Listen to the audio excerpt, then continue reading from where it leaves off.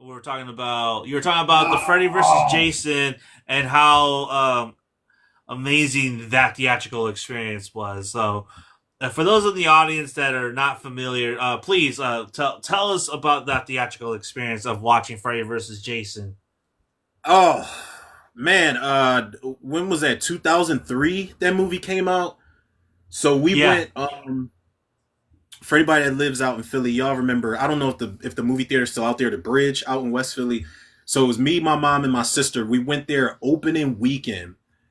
And like the lobby was cool. The lobby is always people out there, but the moment that we sat down, it was already packed in there, but we got our seats and it just didn't stop. Like every seat was filling up in that bitch. And just the whole pregame was crazy. Like it was like the majority of the people in the audience was older than me and my sister. Like it was like adults that was on Friday 13th and Jason before I even like was born and shit. And my dog just clearly opened up my door without permission. I'm just wondering whether I want to close this door. Hold on real quick, bro.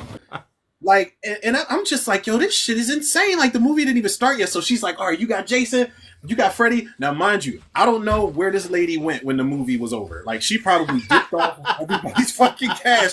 I'm telling you, because who won? We still, like, I still don't know if Freddy or Jason won. But yeah, I'm telling you, bro, this theater was like electric to fucking say the least, man. Every single reaction, every laugh was all there.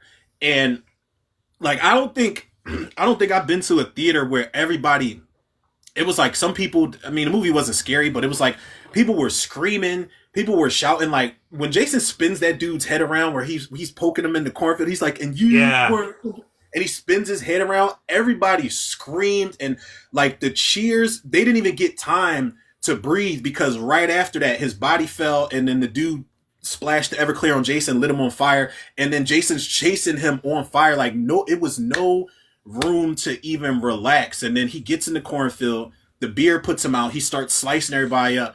Then everybody got breathing room when everybody was talking in the van. But I'm just like, and then the fight scene at the end, like everybody was like cheering, like, yeah, fuck him up. Like there's people that were cheering for Freddy. The majority of the people I think were cheering for Jason, from what I yeah. remember. Jason was fucking him up.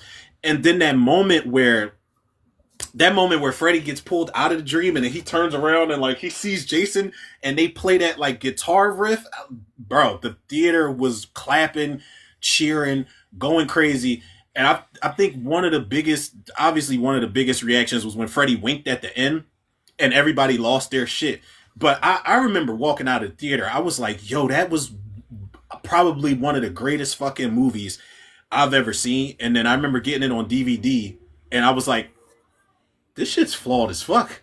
Like it's not terrible, but I'm like Ronnie Yu Ronnie Yu was not like the editing is weird, like the Yeah, dialogue is bad. Like Ronnie Yu was not the guy to direct that movie, but still, I'm grateful that Ronnie Yu put that shit together because people were waiting on that since like the 80s. I think 88, and then they couldn't come to a deal with New Line and Paramount, so they just did Freddy versus Carrie or Jason versus Carrie.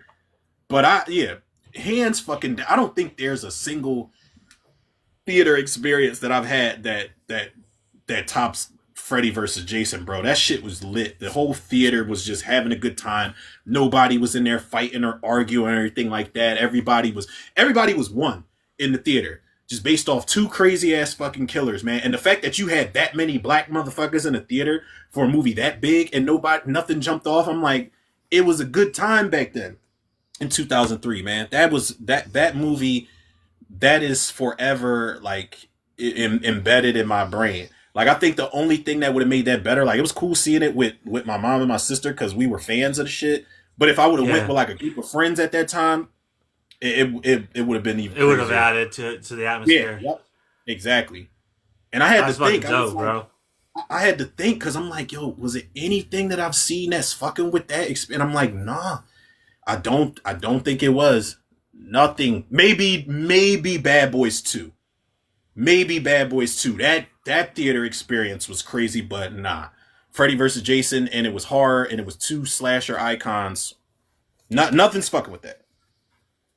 But then again, I didn't get to see Damn. Avengers Endgame in the theater, so which is a Endgame bit. was good. But I think one of my favorite theatrical experiences when I went to go see the Devil's Rejects at 10 o'clock at this like Oh, for rundown real? theater. Yeah, I got to see the Devil's Rejects at this rundown theater. It's like old ass seats, and there's the fucking place was packed, bro. There were people sitting over here, there were people on top of the stands and shit. And when Freebird comes on, bro, the atmosphere just shifted, and everyone was just like walking out of the theaters like, yeah, fucking Freebird, let's go. And it's just like it was just like an experience because everyone was just in tune. We laughed at the same time, we gasped at the same time, we cheered at the same time. Everyone, it's just at that moment like everyone was just so in tune, and it was like, dude, this was fucking awesome.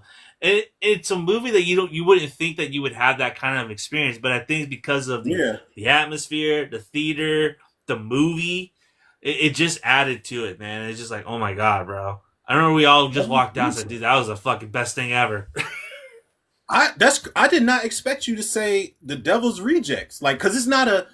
I don't know, like, I'm not saying that I dislike the movie. I've only seen it once, and it's a movie I gotta go see again because I feel like I want to go back and watch all three of them. Well, I haven't seen Three from Hell, but I want to go back and watch all three of them. But I don't like that. The crowd determines a lot, yo. Like it could be Yeah, a crowd of people in a movie that you aren't enjoying, and like if they're like that shit is contagious. Like if the crowd is going crazy, sometimes you fall into that shit. exactly. Unless it's a big bold theatrical release, then everybody's just depressed at that because Uwe Boll's movies.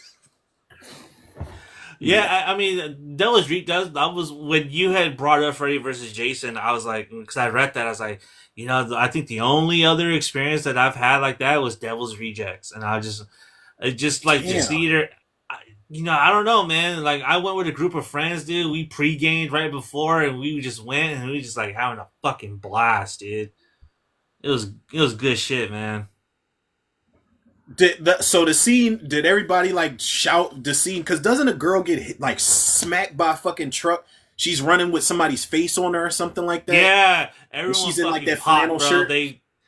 That got like a huge laugh, dude. Yeah, because that was, I remember the first time I saw that, and she's just running like flailing, and she doesn't even think to take the skin off her face. Yeah, And then as soon as she gets out in the road, that fucking truck just slams into her. I was like, boom. oh, I think anybody getting hit by a truck or a bus in any theater should get a proper reaction.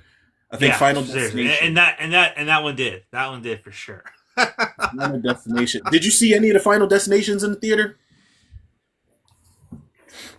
Yes, I saw three in Bloodlines. I Oh, did not see. Yeah, those were movies that I kept missing in the theater. I never saw any of those in the theater. Like I haven't seen any of them. I saw three in the theater, but there was really no one in there. There was no one in there. And then I saw Bloodlines, and I was kind of annoyed because I had these dudes next to me that kept talking, and then I had a dude in front of me that kept going like this with his fucking phone. Like, what the fuck's the matter with you? He's doing duck face selfies in the theater and shit. Like Yeah, he's like, dude, what are you doing? that's another thing. Seriously. People can be annoying as fuck in the theater, man. I don't understand it. That's why I try to keep some of my shit to a minimum. Like I don't even like sometimes I'll bring me like a little tall can of beer into the theater. If I got a jacket, I'm putting that shit in my inside pocket. I feel bad when I do that. Like I feel like, damn man, I'm violating. I'm about to get booked out this motherfucker. And I like when I crack the shit open, I'll cough so nobody hears it. But I'll be like, damn man, I feel like I'm You breaking one the of those, law, bro? man. You one of those? Like you like you cough and shit and do that? Yeah, Are you one of those yeah. people that waits for the Yeah, bro. loud bang and then Listen, cracks it open? listen. I am. I will admit that I am one of those people, man. I remember I went to see. I remember I went to see It Chapter One in the theater. Me and my daughter's mom went to see it, and we had got like these tall cans of Axe Head. This shit is a strong ass fucking beer. and I coughed. I coughed loud too, like a little louder than I had planned to. But I coughed when I opened this shit up, and you still heard this shit open. But I was like, I was Yeah. so ashamed. I was like I You're was just like so. sipping it. It's like, I'm just gonna let it marinate for a minute, and then then I'll just take a chug out Listen, of it. but I'm not gonna lie. That shit did not help when Pennywise jumped out that fucking projector, bro. The whole theater jumped, and I jumped too. That was probably the last time I jumped in the theater on some real shit like that. And I was fucked up. So that was bad. That was a good theater experience too, but it wasn't as crazy as I thought it was gonna be. But when he jumped out that projector, Now, that's when I another sneak one in, we should do. We should do. what? Have we done like greatest jump scares of all time? No, we have. We talked about it, but we haven't done that though. We should. We should write that down. Say list. I write it down now. Best. That's gonna be hard if we got to narrow that shit down to 5. Like, Yeah, that's really gonna come down to preference. oh, there's one I already know is gonna be on my motherfucking list for sure. I already have a feeling it's from Yeah. my favorite movie of all time. Listen, there's maybe 2 for sure. Maybe 2 for sure. I think One of I my got favorite. one. I think I got one in the chamber. I would My have to think honorable about jump it though. scares mention definitely will go to Halloween Resurrection. The whole movie's a jump Is scare. the one Busta Rhymes does the jump kick? The most frightening fucking thing that the franchise has ever done, right? Jesus God. Where he does the kung fu move on Michael Myers, bro. Like, oh man, you jump scared because you're worried that Busta's gonna hurt his back, bro. That shit is the bane of my existence, man. I don't know if it's any other. Like, Jason Goes to Hell is at least. I hate this movie, but I'm like, yo, I have a good time watching it every time I watch it. Like, but how. I think every episode I gotta talk about how much I hate Halloween Resurrection, or at least mention it. It's no getting around it, yo. Like, I just be like, it's gonna be a sad day, like when Rick Rosenthal checks out. But goddamn, dog, like you're responsible for that movie, yo. Like Yeah, you made seriously. and rest in peace, shout out to I don't know which one of the 2 writers passed away. Larry Brand and Sean Hood wrote that script. Rest in peace, shout out to whoever wrote it. But Jesus, man, like that's a movie I'm never gonna forgive, yo, ever. No, It's just bad. no. Yeah, it is. It's fucking terrible. Let's see. What else? Do you remember your worst theater experience? Um, my worst theater experience. I think it was more of a. Hello, dear. Are you staying in here? Did you close? Can you close my door, please? Thank you. I just sat down. My I think my worst theater experience was probably more of a me type of thing. Come on, Cole. Shut it all the way, please. God damn, bro. Because it's been times where I fell asleep. A movie was so boring. I walked out of seeing the others for reasons I will not mention. I'm not trying to get cursed out. It was a pastime in my life. The others I walked out on because me and my cousin were double dating with these chicks we know. Here we go. Here we go. You hear one thing and it's just like, yeah, it's time to go. Like yeah, let's get up out of here because you make other plans and shit. So I was just like, yeah, and then we kind of looked down at them and was like, yo, y'all cool to leave because this movie's ass cheeks. All right, worst theater experience, hands down, might be Scary Movie 4. It's got to be between The Fog, 2006, and Scary Movie 4, bro. Like, that's money I'll never get back. And that's when tickets were cheap as fuck. But that's money I'll never get back. That shit could have went to something else, man. The Fog was a terrible fucking remake. I was hyped for it because I loved the original. But Scary Movie 4, like, I remember the girl that I took, she turned towards me like midway into the movie. She's like, this isn't very funny. I was like, I know. Like, I'm sorry. But yeah, that might be it's between those two. And it had nothing to do with the crowd. It had nothing to do with the atmosphere. It's just the movies fucking sucked. The Forest was another terrible one. That's the one I fell asleep on. Let's see. I think what would be mine? One with the crowd would be oh my god, it's I think it's like Knock at the Woods or Knock at the Door or something like that, where it's just like A Knock at the Cabin. yeah, where motherfuckers were just like talking obsessively like they were in their living room, and we had to walk out midway through the movie. He said like they were in the living room.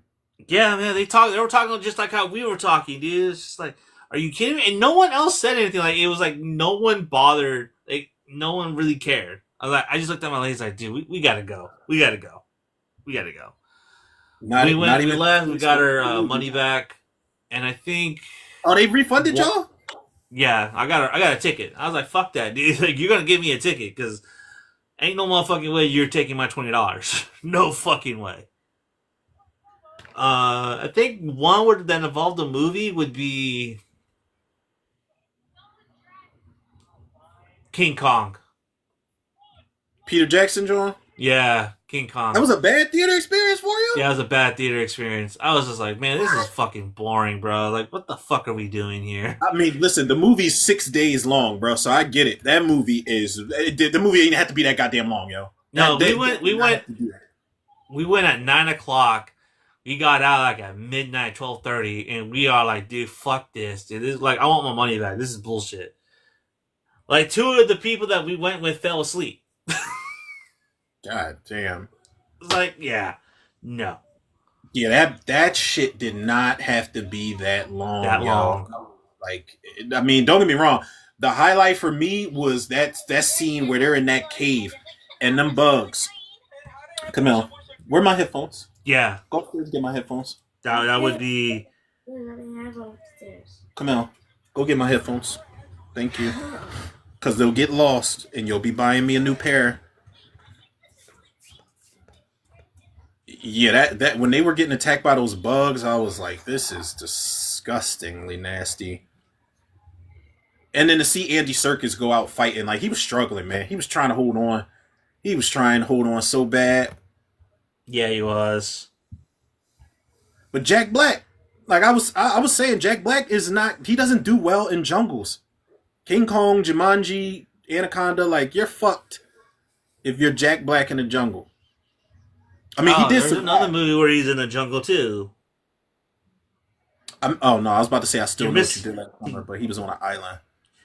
Oh, that's what I was thinking of. Yeah, you're right. You're right. You're right. You're right. Islands and He's in the jungles. Caribbean. With that, Unfortunately.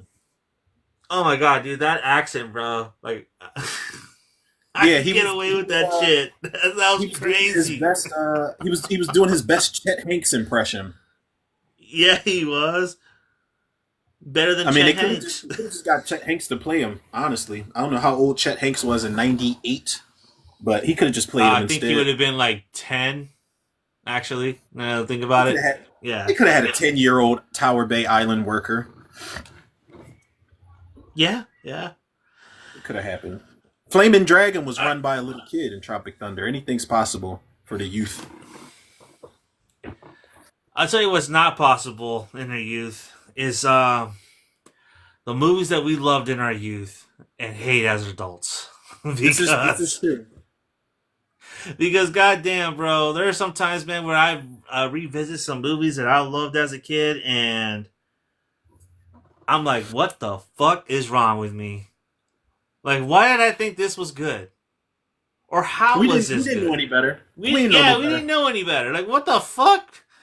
Like, It's some of these, bro. I am embarrassed.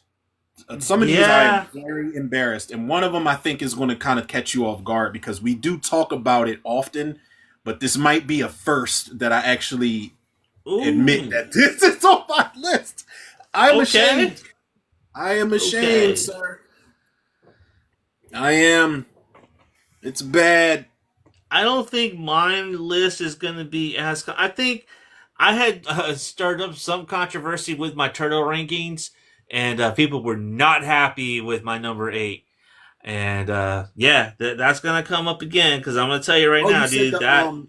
You said the turtle rankings? Yeah, I did watch that video you did. I'm glad that you put, and it made me want to rewatch it when I watched your video. I'm glad you put Out of the Shadows as high as you did, yo, because honestly, I remember complaining about a lot of shit in Out of the Shadows, but then I remember watching it again and I'm like, this is a Ninja Turtles movie. This is yeah, it. Like this is the reason why I wanted them to do a part three. Like Bebop, the only thing that I hated about it was Casey Jones. I don't like Stephen Amell as Casey Jones. He sucks. He is ass as Casey Jones. I can't stand him. yeah, yeah. He's definitely the part that that brings down the movie, in my opinion. I think Yeah. he definitely brings down the movie a lot. Yeah, he may be Green Arrow, but he ain't Casey Jones. Casey Jones is cool, bro. He's not a fucking tool. I'm just saying. Yeah, exactly. Like, but you had like it was just so over the top. I'm like, yeah, this works. This shit works. Yeah. It's like the first one was cool. I remember you saying in the video you said the third act is like the same thing as the Amazing Spider-Man. Yeah, it is. Go rewatch the ending sequence of Amazing Spider-Man where he turning everyone to lizards, and then rewatch the ending to Ninja Turtles. It's actually the same fucking thing with the Is fucking it the towers, same? beams. Oh Yeah. no, not it's a different company. I was about to say was it the same company, but one's Sony, the other one's No, it's the same company. It's Columbia. Ninja Turtles wasn't Paramount.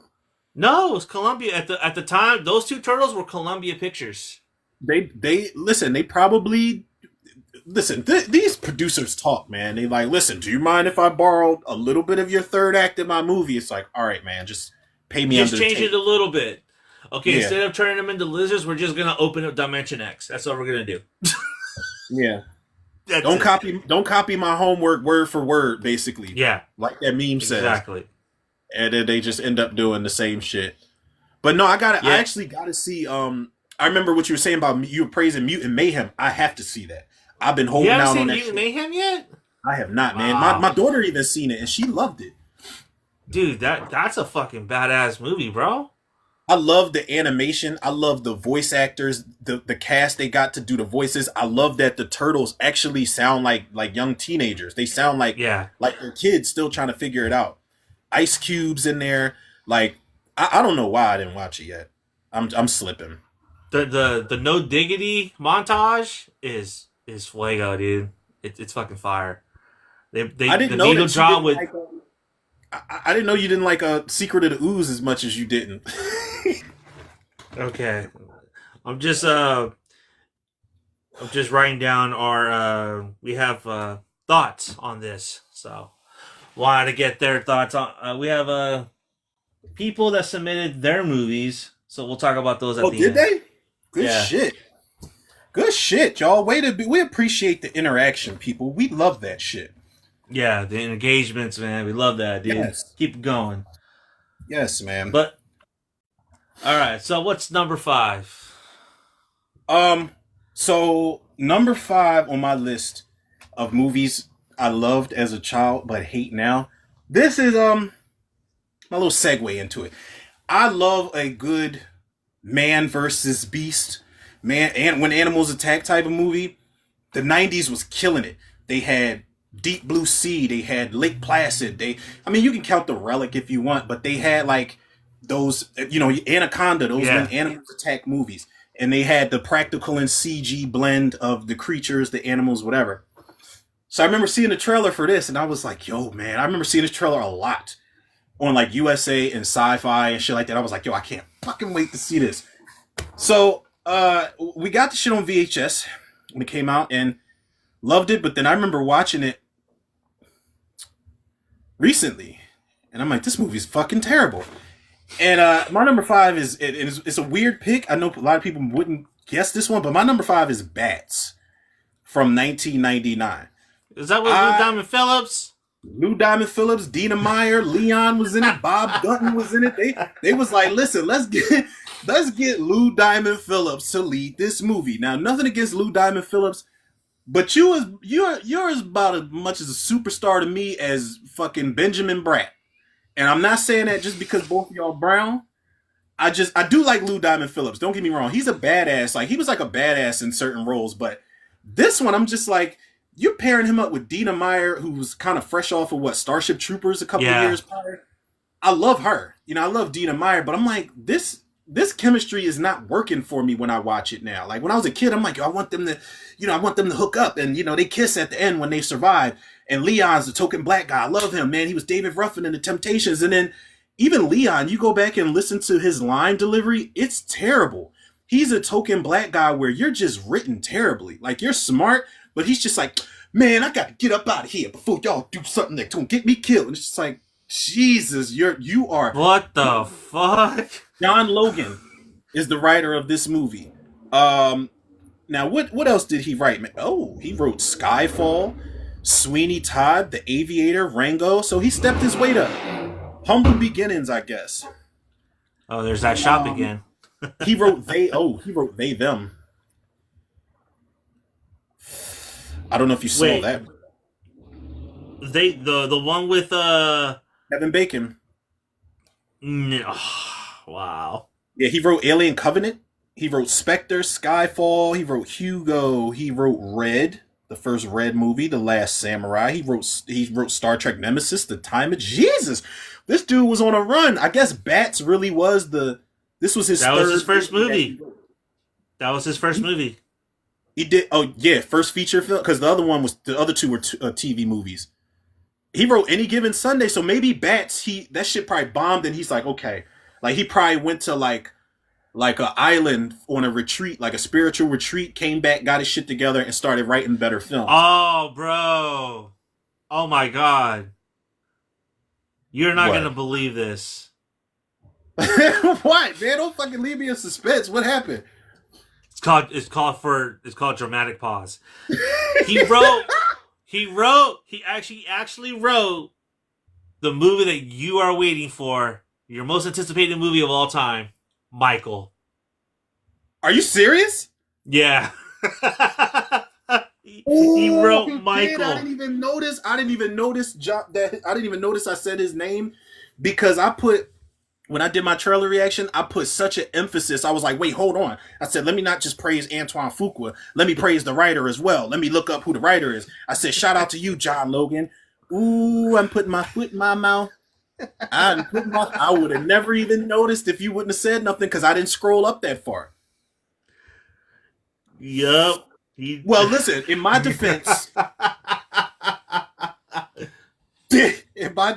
like I said, maybe he went on a retreat after Bats, and he got himself together and started writing better movies. Well, not only did he go on a retreat, he started working with better directors. Started working with Oliver Stone, Ridley Scott, Martin Scorsese, Tim Burton, Gordon Verbinski, Sam Mendes, Antoine Fuqua. So, these are directors that are also directors that also have a heavy hand in the writing as well. So, as they should. I mean, let the writer write for sure, but yeah, bro. But Bats, this movie's just fucking terrible, man. It's always on Tubi, so sometimes out of morbid curiosity, I'll check it out. But this movie, like, you go back and, like, I remember seeing that trailer, and they had a song where it's like rock and roll, and they're saying the bats, they're gonna get you, or whatever it is. I was like, yo, fuck yeah! I was like, yo, I can't wait to see this. And then you watch it, and the CG bats look like shit. And the practical bats look like straight up rubber, yo. It looks awful. There's a scene where they got a bat in a cage. It's a big ass bat in a cage, and it looks like those old like, I don't know if you remember when Pizza Hut was giving out like them Eureka Castle rubber puppets that you put your hands and fingers up into. That's the type of material that shit looked like. Yeah, that shit. It looks awful, bro. The bats look terrible, and the movie's just stupid, and the characters are fucking corny as shit. And then this dude, Carlos Jacquet, I just don't like him in nothing. Like, I always felt like he had a toupee on in this movie. They tried to make his death all dramatic, like he sacrificed himself so everybody could get away. And Dina Meyer's all, she screams, no, before the bats fuck him up. And I'm just like, come on, man. Another thing that got me excited when I saw this trailer back in the day was when the black dude who works at the diner, he walks outside and he's like, is anybody out there? And then the door closes behind him and all the fucking bats are just chilling on that door behind him. I was like, that was a great reveal. with no fucking payoff whatsoever. Because all he does is turn around, they zoom the camera in on him, and he's dead. That's it. Yeah, this movie's fucking terrible, bro. But I could not stop watching it back in the day. But you watch it now, I'm like, this shit sucks. It's terrible, awful movie. Sorry, John Logan. Sorry, John Logan. And this director, Louis Mornion, he did one of the best sequels of all time, Connoisseur 2. I fucking love that movie. Listen, I don't care how bad it is. They ripped off Aliens and said, we don't care. So what? Yep. Do something about it. What, you gonna sue us? We a B movie that costs $3 to make. I love Carnosaur 2, bro. And it had like the best fucking VHS cover of all time, bro, with the Velociraptor. I love that front cover, man. I had never seen the movie, and I wanted to see it so bad just based off the front cover alone. I hadn't seen part 2. Yeah. I think part 3 might have been out at the time. Was it Carnosaur 3 Primal Species or whatever? I fucking love Carnosaur 2, yo. It's on YouTube. I got it saved in my full movies playlist. I love that fucking movie. It's so terrible. It is amazing. He did The Hitcher 2, Joyride 2. I guess his thing is just straight to DVD sequels or straight to video sequels. Yeah. God, I love Hitcher 2. Man. Carnosaur Joyride 2. Did you ever see Joyride 2? No, I did not. It's not good. It's brutal, but they put Rusty Nail in the forefront. Bro. They got Ken Kersinger to play him. That played Jason in Freddy vs. Jason. Really? Really. They got him. Wow. Rusty Nail is all in the forefront. His hat, I guess because his hat is like all the way to fuck down here, that they think that he's menacing or something. He's a big guy, but I'm like, Rusty Nail worked because you don't see him. You only hear him. Exactly. Ted Levine did the voice and you did not see him. That's why it worked. And then when you do see the little glimpse of him at the end, they don't show him for too long. So it's like, wait, what the fuck does he even really look like? But now he's in the forefront. But it's some cool kills in Joyride 2. I'm not gonna lie. The dude that did Joyride 2 did Wrong Turn, like 3, 4, and 5 or some shit like that. Wrong Turn. I still maintain Wrong Turn 2 is the best out of the franchise. Even though that's the only one I've seen in the franchise.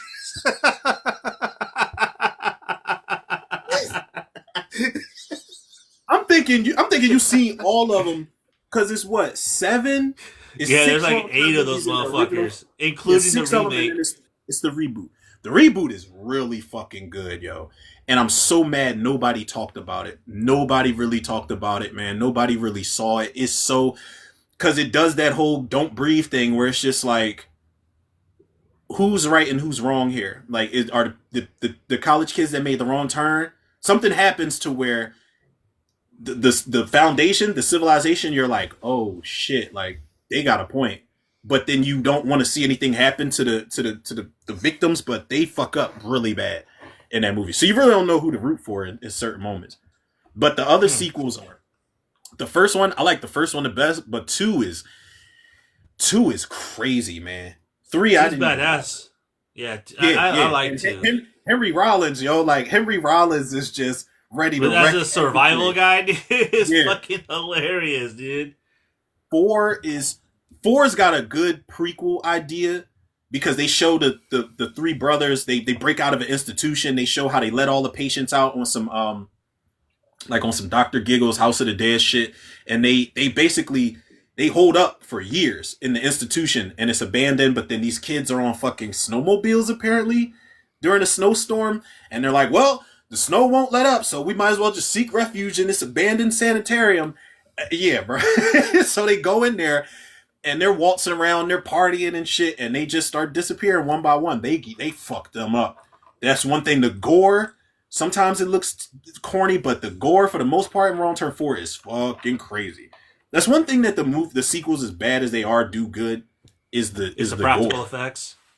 Yeah, like this girl gets strangled with the, you know how they got the barbed wire, razor wire shit that they used in the first one. They wrap that shit around her neck and they're pulling her up like to the second floor landing over the railing. But her boyfriend's so fucking stupid and the writing's so bad. He's grabbing her waist and he's like, "Baby, I got you." And it's like, "Bitch, you are contributing to her getting decapitated." Yeah.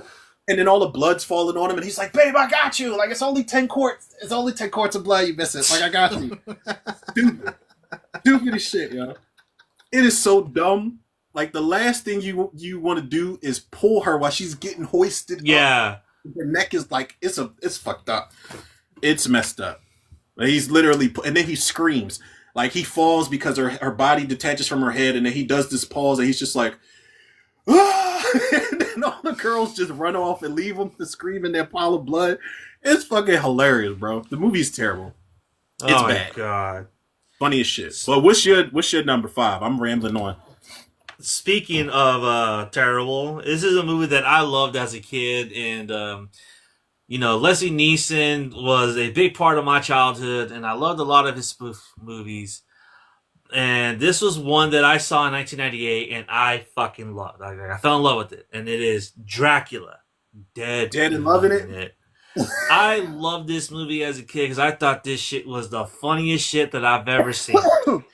And this is a movie that I would constantly rent when I was able to rent movies.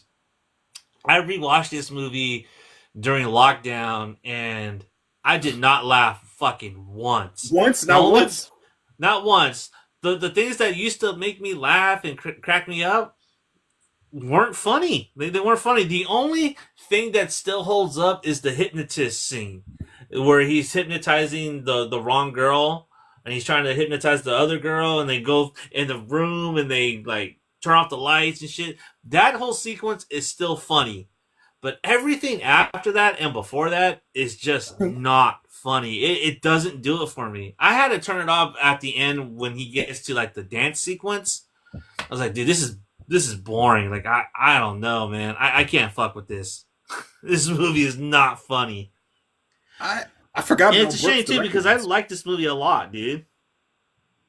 Is this the worst spoof movie for you, or nah? No. I don't know what takes that honor. Maybe movie 43 will take that honor. Is that the worst one where spoof movie had balls on his chin? Yeah. That shit was out of control, man. Yeah. That was really more shock value. And I feel like with Dracula too, like this one just relied heavily on fart jokes and like gross out gags. Some of the times, like I'm just like, man, this shit ain't funny. Like I don't know, So it sucks too because like I really like this movie. I really like Mel Brooks. Now I'm really hesitant to like go back and revisit Spaceballs. I started watching it last night. I fell asleep, but I was like I gave my daughter the laptop, so I was like, let me put a movie on or something. So I put Spaceballs on last night, and it dawned on me, this is going to be hard to do without John Candy, yo. I forgot he was Barf. Yeah. And don't have anybody else play him. Don't have anybody else play him. Just write him out in the proper way. But I definitely put that shit on last night. Yeah, and so like I'm really hesitant to like go back and watch some of those old Mel Brooks films now, and I'm just like, dude, I don't know if they're gonna hold up as well as I thought they did. You know what I mean? So yeah, I think Dracula Dead and Loving It takes that number 5 spot. It's unfortunate too because I really like Leslie Nielsen. I just didn't like him in this movie. Leslie Nielsen, like he was on a hell of a run in the 90s though, because he had Spy Hard, he had Wrongfully Accused. I don't know if these were in the early 2000s or the 90s, but he was definitely rolling. No, that was the tail end, like right before the 2000s, and not to mention he had Naked Gun 2 and 3 in the early 90s. Yeah, Leslie Nielsen, he couldn't be stopped. He was the spoof guy. Yeah, he was. So that's my number 5, Dracula, Dead and Loving It. Oh man! All right, so my number 4. This movie I did love this movie. It used to come on HBO a lot. It was one, and I looked at it as one of this is a magical movie like E.T. or Honey, I Shrunk the Kids. It delivers that childhood magical spark that I don't need anymore because this movie now is like it's almost I'm not gonna say it's unwatchable, but this movie gets my blood boiling in a lot of bad ways. Like I don't like I always wanted to slap this kid when I was a kid in the movie. He was one of the worst parts of it. But the older I get, the worse I feel about wanting to slap the shit out this kid. I know he's grown now, but I don't want people to be like, "Oh, you want to beat children?" It's like, no, I just want to slap the shit out. I this just want to kid. beat that kid specifically. That kid and his friend, by the way. And I'll get to his friend in a second. But this movie, like I said, it used to come on a lot. I loved it. I always used to watch it. The idea of it was so cool. I was like, if this could happen in real life. But my number 4 is Indian in the Cupboard. This movie, Omri. What's this actor's name? I'll get to Frank Oz in a second because I got a lot of respect for Frank Oz. But this kid that played Omri, Hal Scardino. This kid, man, I just don't know what it was. I know he's a kid, and I know he's all amazed and his eyes light up every time one of these things come to life. But the part where his teacher's like breaking up the fight, and he's like, "They're people. You can't use people." I just want to shut the fuck up and stop bitching. Like I wanted to slap the shit out this kid, man. Lightfoot, who played Little Bear, he doesn't do any wrong. The guy that played the gunslinger, who's the guy that played the gunslinger? David Keith, who plays Boone. He's cool. But this fucker that plays his best friend, Rishi Bhatt, who plays Patrick, I want to slap the shit out that kid too. Because there was a point where they were arguing in the hallway, and then his best friend pushes him. He's like, "Shove it!" And I was like, "You will get your ass beat messing with the right person." But I hate this movie now. Like the idea of it's cool. It's a children's film. I get it, but I just hate how all of these characters are annoying, except Little Bear. Little Bear's cool. He didn't ask to be here. He didn't ask to get put in the cupboard. But even Boone. Like I was sad for Boone because Boone, when Little Bear acts like he's having an acid trip when they're watching the cowboy movie, and he's like aiming his bow and arrow this way and that way, and then he accidentally shoots Boone with the arrow, and then he's like, "Little Bear," and then he just falls, and they gotta heal him and bring him back. I was sad, but why are you letting off? I know you're a toy come to life, but why are you letting off guns? Like I just these characters are all annoying. I hate all of them except Little Bear. I don't even like the teacher. What's this guy's name? Nestor Serrano. And I like this actor. Like he's funny I think he was in Bad Boys 1. He was one of the Puerto Rican cops. Yeah. I like that actor, man, but I'm like this cast. I just like watching it now. Richard Jenkins is in it. I'm just like, it's nobody for me to root for. I just can't. I hate this fucking movie. I hate it. Omri is one of the worst antagonists ever. I read this book in core back in middle school, and then watching the movie, I was like, "Yeah, the book is better." Oh, you read this book? Yeah, I read this book in English, and we watched it in English class after we read the book, and we had to do like a comparison. It was like, yeah, the book was way better. It was more detailed. The characters were a little bit more fleshed out. And the kid just wasn't as annoying. He was just irresponsible in the book. But in the movie, he's just annoying as fuck, bro. Dickhead. He's a dickhead. Honestly, I ain't got no friends. Like, well, shave your... I would have no complaints if they remake this shit. None. There'll be a bunch of people, well, why are they remaking a classic? It's not. It's not a classic. That's why. It's garbage. Like they should definitely remake Indian in the Cupboard, but they'll race swap it and piss everybody the fuck off.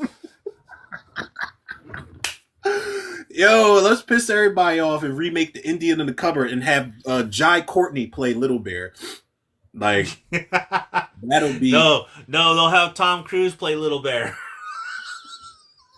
Yeah, he'll do that shit in brownface. He gonna do that shit in brownface, and then people gonna be like, "Well, it's Tom Cruise. Give him a pass." It's only gonna be Robert Downey Jr. He get the pass. Could you imagine if the trailer, like imagine a teaser trailer where the new Omri just opens up the cabinet, like if it lights up because something comes to life, he opens it up, and there's Robert Downey Jr. from Tropic Thunder in there, like a little pint-sized version of him. Sold. Listen. You already got my money. Yeah. You already got my money. Yeah. Can you imagine if they made a figure of that? If they actually made like a toy line of the Tropic Thunder? I would love. They're trying to get I don't know if it's a spinoff with Les Grossman or if they're trying to do a part two, but a spinoff with Les Grossman, like it's not gonna work unless Tom Cruise runs as the character. You gotta run. Well, no, the reason Les Grossman works is because he's not in the movie all that often, and when he's in the movie, he's memorable. Yeah, When you he's make Les shining. Grossman the main character, I don't know if that would work. Plus, I don't like Tom Speaking, Cruise said they want to do it, but I like Tom Cruise. I don't see him kind of stepping backwards to that. I feel like that could have been like just a one time thing. You don't really have to do another one because it was such a controversial product of the time. well, Tom Cruise even said like he did it because he wanted to do it. It was like a favor to Brent Stiller. Like, I want to do this. Like this would be fun. And he's just like, all right, sure. Yeah, I tell you what's not fun. Fucking ninjas that surf. And again, with Leslie Nielsen in the fucking movie, again, being controlled by Game Genie Oh, or the Game Gear. oh man. Surf Oh Ninjas my would be my number god. 4, dude. Because I love this movie growing up, man. I thought this was so fucking cool. And then, god I'm damn, sorry. dude. I'm sorry. I can't. This movie's just garbage, bro. I tried rewatching this on TNT when they aired it in my 20s. I was like, this shit's like dumb. Like, what the fuck? And why the fuck is Rob Schneider here? He's in this. Yeah. Tone Loc is in this. What? Wait, what is? I don't remember this movie. Like I know Surf Wait, Ninjas. you I don't know the remember title. Surf Ninjas, bro? I remember the title and the front cover. I remember seeing it back in the day, but I don't remember shit about the movie in particular. I really don't, bro. You got a better chance of asking me about the Three Ninjas, and I don't even remember that shit either. Like Okay, Rob so Rob Schneider. Schneider isn't in this movie, but oh yeah, no, he is in. He's Iggy. And yo, man, as much as I like Ernie Reyes Jr., bro, it's just this wasn't it, man. This wasn't the Was that move to make Kino? after Secret of the Ooze. That's This Kino, wasn't the right? move. Yeah, it's I don't know, man. And then Leslie Nielsen dressing up as a samurai at the end of Yeah. the What the hell is he? movie. He was in the trailer clip, and he's got like this shit on his face. Like Yeah, this is a bad movie, bro. It is it's it's problematic, it's racist, it's not funny. Rob I. Schneider's in it. There's a whole lot of things that's wrong with this fucking movie, bro. Like I don't even know where to begin. That's probably why this Oh, dude and went on to just direct TV movies and TV shows after that. who directed this movie? His name is Neil Israel. Israel. Oh, he did Police Academy. No. He did Bachelor Party and Breaking the Rules. I mean, he did 10 episodes of Clueless. I mean, that. He did 2 episodes of The Wonder Years. Why do they have him attached to. Oh, he wrote Look Who's Okay, I give him credit, man. He wrote the first Police Academy and wrote Look Who's Talking too. I gotta give the guy writing credits for that. You got two bangers. Yeah, There was a but Police Academy series. He didn't write it, was but it says there? based on the characters created by. They'll remake that shit soon anyway too. Yeah, Surf Ninjas is not a good movie, and at the end of the movie, the kid has a Game Gear, like a handheld Game Gear, and he's playing this ninja game that happens to control Leslie Nielsen's character all of a sudden. Like, what the fuck? This is not a funny movie. Not good. Ernie Reyes Jr. I don't know who your agent was, bro, but you should have fired him after making this movie because this was bad. Does I wonder? Does he? Apparently, Ernie Reyes Senior was in this too. Yeah, he played his dad. His dad was probably like, "Now listen, you're going to do this fucking movie." Let's Surf see what Ninjas. Wait, so else. Rob Schneider was one of the Surf Ninjas? Yeah, Ah, Yeah, it's bad, bro. It's really bad. Like, I don't understand why I like this movie. I thought it was cool, man, because it was Kino. You know, yeah, it's not a good movie, bro. I tried watching it again, turned it off 10 minutes in. As soon as Rob Schneider opened his fucking mouth, I'm like, yeah, I'm good. I'm good. So they just up and was like, yo, let's be ninjas. And they was just like, okay, fuck it. Well, it turns out that Ernie Reyes and the little brother were descendants of a ninja tribe or Oh, some shit like that. of course, because why wouldn't they be? Yeah, exactly. Yeah, He exactly. said, he said, well, it turns out. Yeah. So there were descendants, and I'm like, okay, yeah, that's cool. That excuse, like, that explains the martial arts and all that shit. Yeah, all right, cool. That doesn't explain the surfing. Like, what the fuck? He Okay, so lives I'll on ask you, Ventura. if they did a legacy sequel to this, would you watch it? Fuck no. Ernie I'm not Reyes watching this Jr. shit. Ernie Reyes Jr. still in shape. Rob Schneider still doing stand up. Who's the other kid? Um, who's this other fucker? Zach? Oh no, is his name Adam? Nicholas Nicholas. Cowan. Now let's see what he has done. He hasn't done anything. Shit, bruh. I think Um, that was his only movie. he did Alligator: The Mutation before Surf Ninjas. He did 2 episodes of In the Heat of the Night. He played a homeless guy in Wild Wild Monsters. Alligator Are 2: using The Mutation. Yeah, Wait, he really didn't what do was the any. He hasn't mutation? really done anything. What was the mutation? Did the alligator grow wings in this movie? It doesn't matter. Oh, that'd be scary as fuck. I mean, they did it in Piranha, in Piranha 2. That's right, They Piranha Double told. D or whatever. Oh, the original Piranha 2, the spawning, the one James Cameron did. That was like one of James Oh, Cameron's, no bullshit, that was one of James Cameron's first movies. And the fucking I know Piranha that, grow but I've never wings? seen that. I've never Me seen neither. Piranha 2. Somebody told me to watch it. I watched the trailer, bro. I laughed out loud because it's a scene where the piranha flew out of the water with the wings and like bit somebody in the face or the neck. But the way that it looked, I was like, this. I said, this is either going to be one of the greatest movies ever, or this is the reason why James Cameron had to get his shit together and start doing like heavy duty Terminator and Aliens. Terminator, which he's still talking about Terminator. He's like, yeah, I'm working on a script for Terminator 7, but I just can't seem to get it. I just can't seem to figure it out and crack the code. It's like, because it needs to either be left alone or rebooted. There's no sequel. Exactly. You already fucked the sequel up. When they scrapped Salvation in the storyline, they fucked it up. Yeah, Because they then did. James Cameron came back and was like, well, I saw Terminator Genesis, and it's the closest thing we're getting to a sequel to Judgment Day. It's like, how much did they fucking pay you to say that, dog? I know. Because, Then we got Dark Fate right after that. man, that's twice he fucked us over. Yeah. And he Just said stay, it. just Yeah, stay, just stay on Pandora, dog. That's it. Just stay on I don't, Pandora. I don't know if this was true or not, but he said if Avatar 3 bombs, then he's done with the franchise. He said he'll just wrap it up with 3 movies. So I guess the other 7 probably won't even see the light of day at that point. And honestly, I'll be pissed off if the movie does. The movie's going to make money.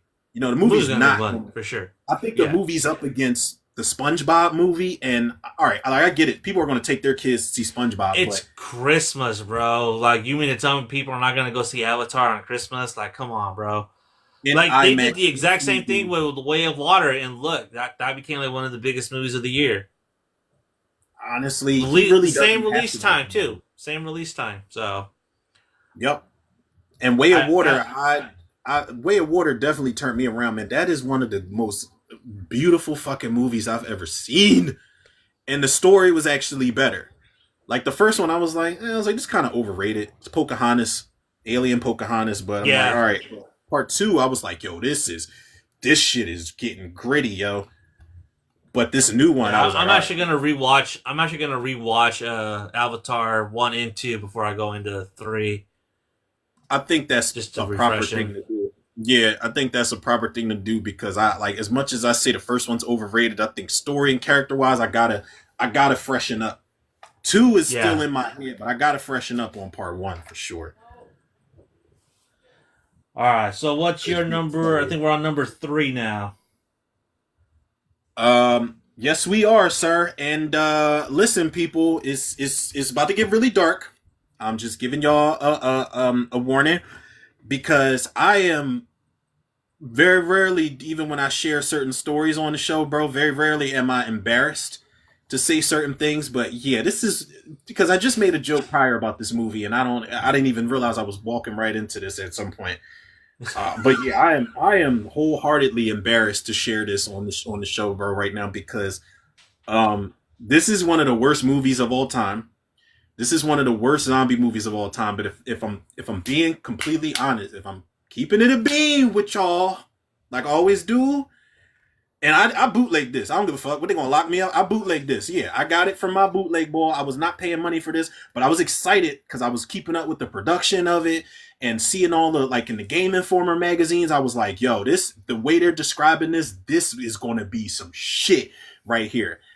And I saw the DVD, and honestly, I loved it as a kid because I couldn't stop watching it. And I wasn't like a little kid, but this was 2003. Like I was still a young boy in 2003, so I'm still counting this as a movie I loved as a kid.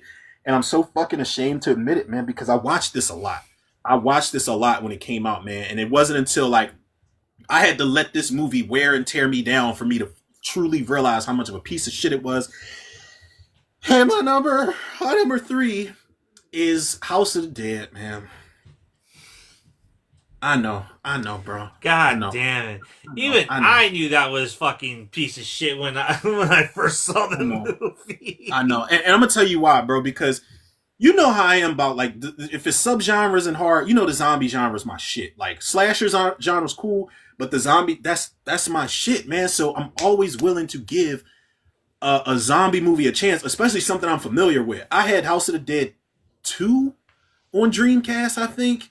And I played the shit out of House of the Dead too, and like some of the effects are sketchy, but that's all we had at the time. And it like keeping up with the story and the characters and Goldman or Kyrian, all the fucking characters that were in that, and finding out secrets and getting unlocked rooms and all the creatures and the zombies and the dude with the chainsaw that took all your bullets to kill. I'm like, all of this has got to be in the movie, man. And I remember Uwe Boll and everybody talking. I wasn't familiar with him prior to that. Um, but I remember him saying about the 360 matrix cameras they were going to be using and practical effects. And they were like, yeah, unlike Paul W.S. Anderson's Resident Evil, we're going to show the gore. We're going to show the brain splatter. I was like, oh, shit. I said, oh, they throwing shade. I got to see it. And I used to watch this religiously. I was like, first of all, there wasn't a bad looking chick in that movie for me at the time. All of them chicks was fine as hell in that movie. I said, okay, the eye candy's there. They're having a little rave on the island. The practical zombie effects are cool, but I like, bro, honestly, and I'm so like, I feel like black my face out in this moment right now. If you can edit this one part and do it, use it as like a YouTube short, just block my face out. And like you said, when we were talking about the MPAA, you blocked my face out and just had my voice all distorted. Like, yeah, I remember. Yeah, you're in the witness protection. Bro, yeah, exactly. Because I'm gonna need to be after this shit, man. Because like when they have that scene where uh the dude who gets bit, he opens up that treasure chest of all those fucking guns and dynamite and just weapons. I was like, yo, we are locked and loaded. There's a House of the Dead song playing while they're just lighting shit up. I didn't question how everybody just knew how to use guns at some Yeah, point. They had grenade launchers and shot. The chick jumped in the air with the shotgun in mid-air and like did the Matrix shit. I was like, I don't know how they know how to shoot these guns off, but this shit is entertaining as hell. You had the slow motion shot of the girl and her two big best friends at the end of it. Uwe Boll knew what he was doing, so kudos to him for that. But and Jonathan Cherry, I was like, yo, I loved him in Final Destination 2. He was my favorite character. Then I was like, oh, Ellie Cornell is in another horror movie. I loved her from Halloween 4. Clint Howard's in it. I was like, what could possibly go wrong? And bro, it wasn't until I kept watching this movie on DVD, I was like, just like the dramatic music start playing, and then you just come to the realization, like, It's like when you sit up at 2 in the morning and you remember something from 1990 that you did wrong, like or something somebody said to you that you let slide. I was like, wait, hold on. I was like, this is one of the worst fucking movies I've ever seen, yo. And I was like, I felt bad for being so hyped that they were trying to outdo Resident Evil because no matter how tame those first 2 Resident Evil movies are, they're way better, way more entertaining than this shit. This movie's just dumb. This movie's dumb. The writing's terrible. The acting is bad. Ellie Cornell is, I love her, but her acting, she don't want to be here. She's terrible in this movie. Nah, she don't want to be there. She don't want to be there. She don't want to be here. The characters are fucking stupid as shit, man. That one guy, Simon, the underwear model, forget the fact that we're stuck on this island with zombies and creatures. He gets acid spit in his face and then he's sitting down and then the black chick is just like, well, what's wrong? He's like, who's going to want to look at me after this, man? I look like the fucking elephant, man. It's just like, you conceited son of a bitch. This is the only thing that you're worried about in this moment. You can die. You can go. Like, I didn't care about when none of these characters died, probably except Ellie Cornell. Because they fucked her up. They cut her in half. Yeah, they did. And then Jonathan Cherry, this is how dumb the writing is in this movie, because Jonathan Cherry, he pulls her upper torso into the crib, boards the window up in 2 seconds, and then he's like, Casper, look at me, listen to me. And it's like, dog, like her, all her lower half is gone. It's all gone. It ain't much for her to talk about at this point. It's just not gonna happen. It's bad. The villain sucks. You know, the dude that pieced his face together and then they get a sword fight at the end. I'm like, this shit looks like fucking the dude from the Goonies. Not the Goonies. Spookies. Oh my god. The dude that's in the wannabe Dracula that tried to resurrect his bride and shit. Bro, we gotta do like a watch along for Spookies, yo. We have to do a watch along for Spookies, especially because they're trying to do a part 2, and it's probably gonna be like the most confusing movie ever made. Because they don't know what to make a part 2 of. Like, do we make a part 2 of the cabin or do we make part 2 of the bride? Exactly, yo. That movie is a mess, and it used to come on UPN or PHL, whatever it was, all the time. And I used to be like, this movie's cool, man. That girl's getting chased in the cemetery by all the zombies. I'm like, that's cool, but then you watch it again, and it's like, yeah, this shit is terrible. Bad business. I love the designs, though. The monster designs on Spookies, all of them shit's fire for the time. Because everybody looks different. There isn't one single creature that looks the same. I respect the artistry they put into that shit. Are people giving us hearts? Yeah, thank you, Gamer Harold. Shout out to Gamer Harold, man. Day one, What's up, bruh? What's up, bruh? Thank you for the hearts and the chime-ins. Yes. I was saying when you left, I was trying to figure out what all of this shit is, bro. I don't even know what it is, the layout. Yeah, I'm still trying to figure it out still.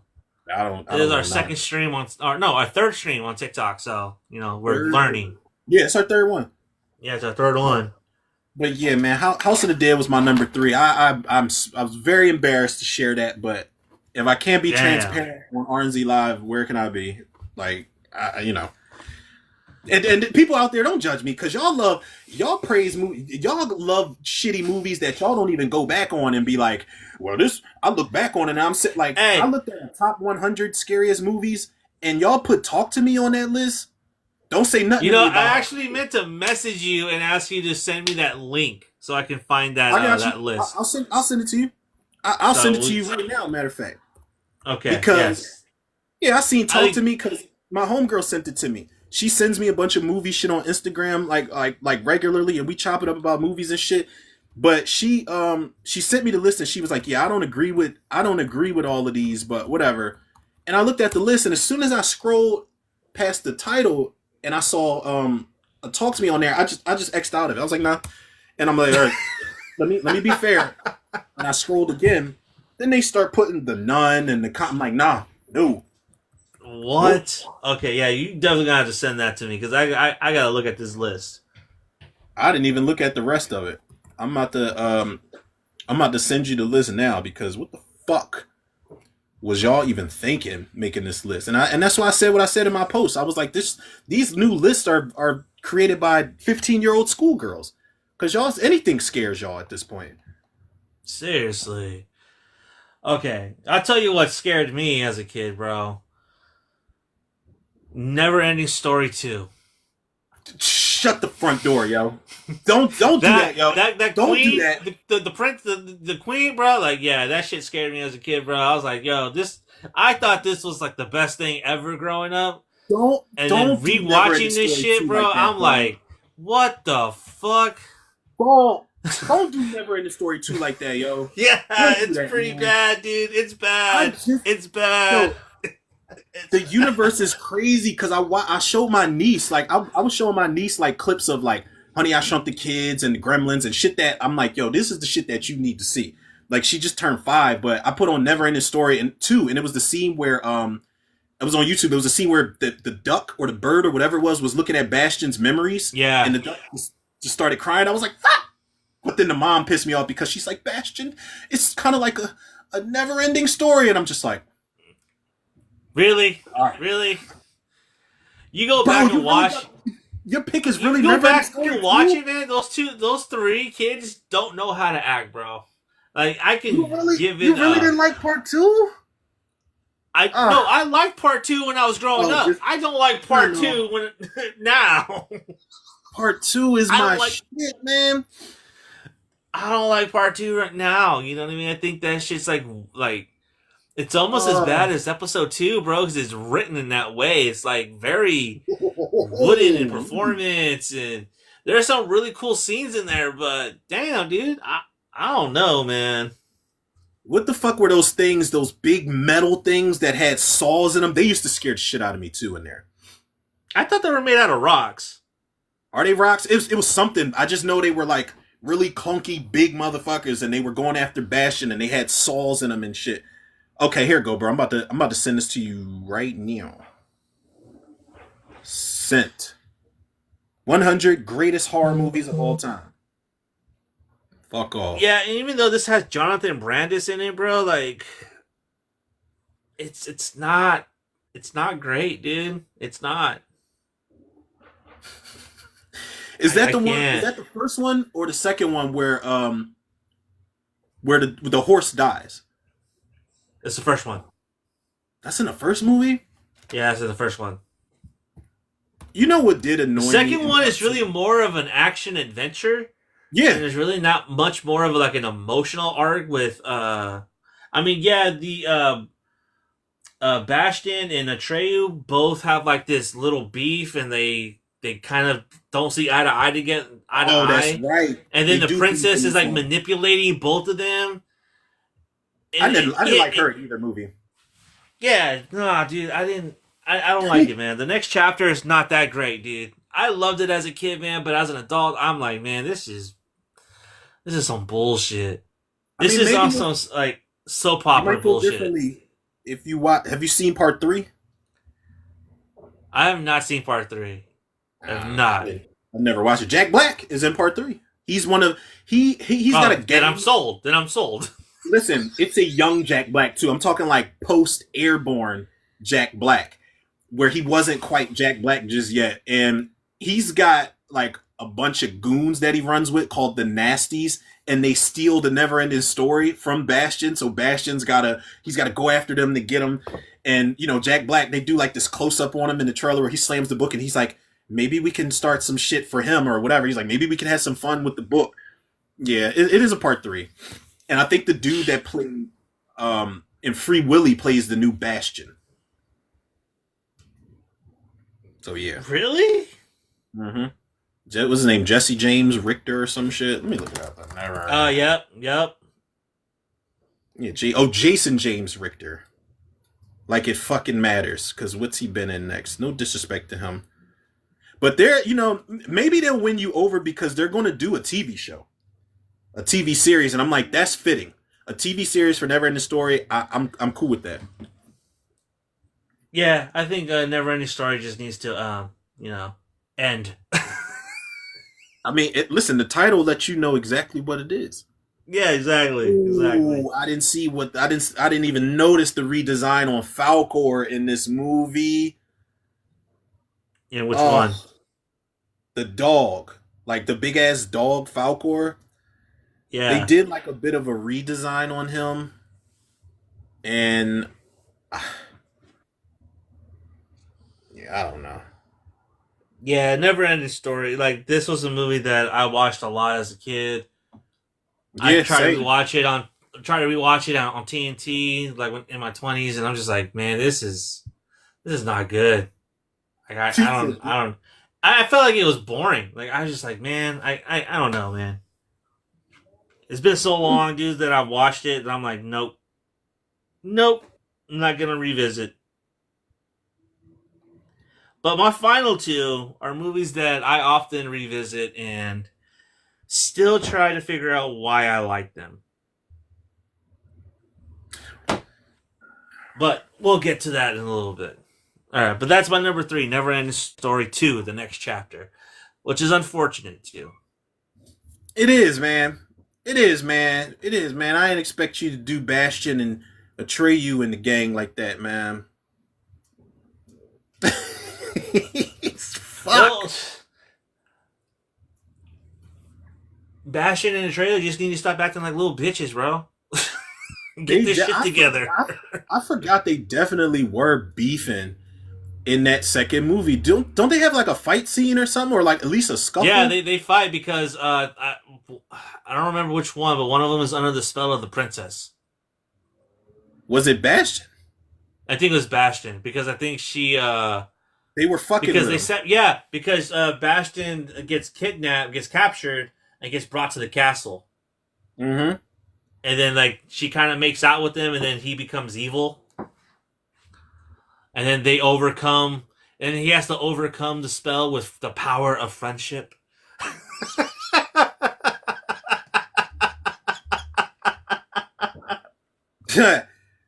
The power of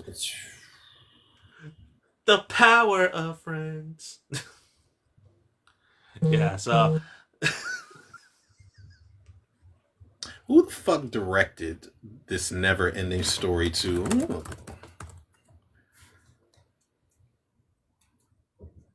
It's definitely this. You know, George Miller directed it, but now that I think about it, this is the laziest fucking subtitle ever. The Never-Ending Story 2, the next chapter. It's like, yeah, that's that's what I thought sequels were. let's see. What else did he do? George Miller. He did Andre. I've never seen it. I know it's about a seal. That was around the time where everybody was like, "Ooh, let's make a movie with a About an lovable animal." animal. Until the motherfuckers seen Bingo and how dark that shit was getting in that movie, like they was like, "All right, listen, this is a different type of Oh my god, I have not thought about Bingo in a long time, bro. Bingo." That's that shit, Holy yo. shit. That's that shit. Everybody loves Lassie and Beethoven. All that shit is cute and all, but Bingo, Bingo was that. Was that dog, bro, for sure. Bingo was that boy for sure. I was scared for him when he had to jump. He was having his PTSD flashbacks when he had to jump through the shit to get out of the fire. Yeah. And the little young boy kept saying jump, and then he seen the circus trainer. He's like jump. I was like, damn, Bingo is fucked up in the head, man. He just see some shit. What's your number two? Well, my number two, I don't really need a big segue because we talk about this movie often on the show, very often. And I recently, not super recently, but did like a revisited commentary because there's a new one coming out. But my number two, without further ado, Mortal Kombat Annihilation. I know I talk about this movie a lot, and always Wait, say, you actually like this movie? When you I were a kid? loved this movie when it came out. I saw it in the listen. The only reason this movie wasn't the only reason this movie wasn't like in my top theater experiences is like I don't know. Freddy vs. Jason was just a different kind of energy, but Mortal Kombat was me, my cousin, his older brother, and one of our friends from school, and he took us to go see the movie at the mall. And bro, I'm telling you, everything was thrown at us. We were at Mortal Kombat 4 at the time, and I'm like, yo, this is the first 3 games with like Shinnok, who nobody fucking knew was Shinnok, thrown into the mix from part 4. But I'm like, yo, this is the greatest fucking movie I've ever seen. I was like, we got Motaro and Shiva and Shao Kahn and Rain and Ermac and all these other people. I was like, this shit is amazing. And we all walked out of the theater talking about it for the rest of the day. And we talked about it on the school bus the following week going to school. I was like, yo, this movie is amazing. And I think when I got into like my teenage years, I was like, wait. I like broke the movie down. I was getting more film savvy, and I was like, yeah, we got all of this, but where are these characters coming from? They're coming out of nowhere with no fucking explanations at all. Like, you kill Johnny Cage in the beginning. Yeah. Johnny Cage dies in the beginning of the movie. And I'm like, okay, there goes all of the personality fresh out the fucking window because Johnny Cage was the personality of the original movie, other than Kano. And there goes personality with Johnny Cage. You recast Sonya. I was like, wait, this shit is starting to bother me the older I get. I'm like, you recast Sonya, you recast Johnny Cage like we wouldn't notice. You had James Raymar as Raiden. It's Raiden. That is crazy. Sindel, who was my like second favorite female fighter. I was like, you didn't really do her justice. Shao Kahn is just the guy. He's just the guy from Terminator 1. And then I'm just like, all right, Rain, who's a fucking fantastic character, and he's got amazing powers, especially as the games go on. You just killed him off, probably because you couldn't afford to put his powers in the movie. Shiva's there. You don't give her shit to do. Baraka shows up. He looks terrible. Melina shows up. You give her a fight scene with Sonya, cool, but then he's gone. Sector is in there, and he just looks like he's wearing hockey pads. Cyrax. Don't listen. Oh, Cyrax. Yes, Cyrax. My bad. Listen, they did the best they could do, man. I feel like now they would have had a motherfucking motion capture suit, like with the motion capture dots, and they probably would have layered some CG on top of them. Depending on who directed the movie, it wouldn't look bad. Yeah. But I do love that they did everything practically, but then you look at the costumes are lazy as fuck. It's not like they were like anything amazing in the first two games, but they got more detailed as the games got along, and then it's just like they look cheap, they look rubber, they just look regular. Like Scorpion and Sub-Zero pops out of nowhere, like, yeah, you killed my brother. Like, it's all good. I'm good. Like, here, make this ice bridge for you. Fight Scorpion and not disappear. Scorpion disappears. It's the movie does too much bad, like, for me to give it a pass. Like, it's just be forgiven. Yeah, man. Like, and it's like this movie. I hate this fucking movie now. Like going back and watching it recently, or whenever the fuck I did the commentary for it, I was like, I think I gave it like a 4 out of 10 or something like that. And that was just That's still pretty high, bro. Holy shit, a 4? Did I give it a 4? I gotta go back and listen to like my outro, but I was like, man, this is a piece of shit, man. Everybody that complained about how weak Mortal Kombat 2021 was, have y'all seen Annihilation? 2021 is the closest to the game as we're gonna get. Like that, like I'm sorry, man. Like the story might have been, that had characters that didn't get their just dues. Like Nitara, I think Cabal was underused. Goro could have been in it a little more, but I'm like, all right, I love this. On top of that, you have Goro being beaten by a fucking NPC, bro. On top of that, in the movie, like what the fuck? Like seriously? Cole Young, man. What? That is nuts. Sensei Cole Wolf. Young, granted, Cole Young has more character development than any fucking character in Mortal Kombat Annihilation. And Mortal Kombat Annihilation had about 117 characters in there. Easy. Yeah. And the only reason they cut, I don't know why, they might as well have kept Quan Chi in there. Do you ever seen the behind the scenes photos of Quan Chi for Mortal Kombat Annihilation? He looks terrible. He looks terrible, by the way. But they had Quan Chi in there and they took him out of the movie. But it's like, you might as well you had 3 reptiles. You could have took those motherfuckers out and had Raiden fight Quan Chi or something like that. Because the 3 reptiles, I'm like, come on, man. You had Noob Saibot pop out of Ermac's chest. Y'all just made that up. That doesn't happen in the games. At least, and if it does happen, people, please let us know. Because I don't remember ever seeing that happen in any Mortal Kombat game. Ever. Ever. I'm thinking back to Trilogy. No. I don't think so. And the only reason Ermac's a bitch in the movie, not in the games. I love his character, but he's a bitch in the movie because the only reason he did that is because Sonya was beating that ass, and he was like, all right, I gotta call for help. Like, I need backup right now because I can't deal with this girl. This is a new actress. She got different clothes on, different hairstyle. Like, she's doing way more than Bridget Wilson did, so I need some help. and then they just had a guy in a black ninja suit pop up. Stupid. It's dumb. Movie's fucking terrible. Yeah. It's bad, man. And John R. Leonetti, like he's been involved in some projects that have gotten So some acclaim. new Cyborg is really the ghost of Sub-Zero. Yeah. That's why they're doing it right in the movie. People are like, well, they killed Noob Saibot in the trailer. That's a spoiler. And it's like, do y'all not know Noob Saibot can regenerate himself? Like he can bring another version of him. Yeah. Okay. All right. Yeah, that's Well, my number 2. Fuck that movie. this is a movie that I loved growing up, and this is a movie that was on constantly when I was a kid because we had the VHS for it, and every time like I would just pop it in and just watch it because it was like my comfort movie. It was like oddly enough, and it's a horror movie, and it's arguably probably the second, maybe third worst Elm Street movie in the franchise, and that is Nightmare on Elm Street: The Dream Master.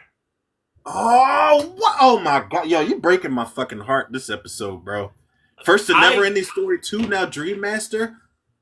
I tried to rewatch this on Sci-Fi, bro. I could not get through it. I could not get through it. They Sci-Fi usually used to do. I don't know if they still do, but they used to do a Nightmare on Elm Street a marathon.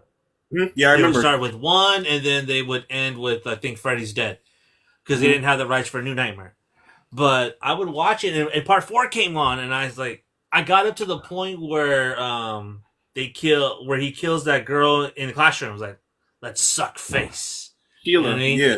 Yeah, Sheila. And I got up to there, and I was like, yeah, no, no.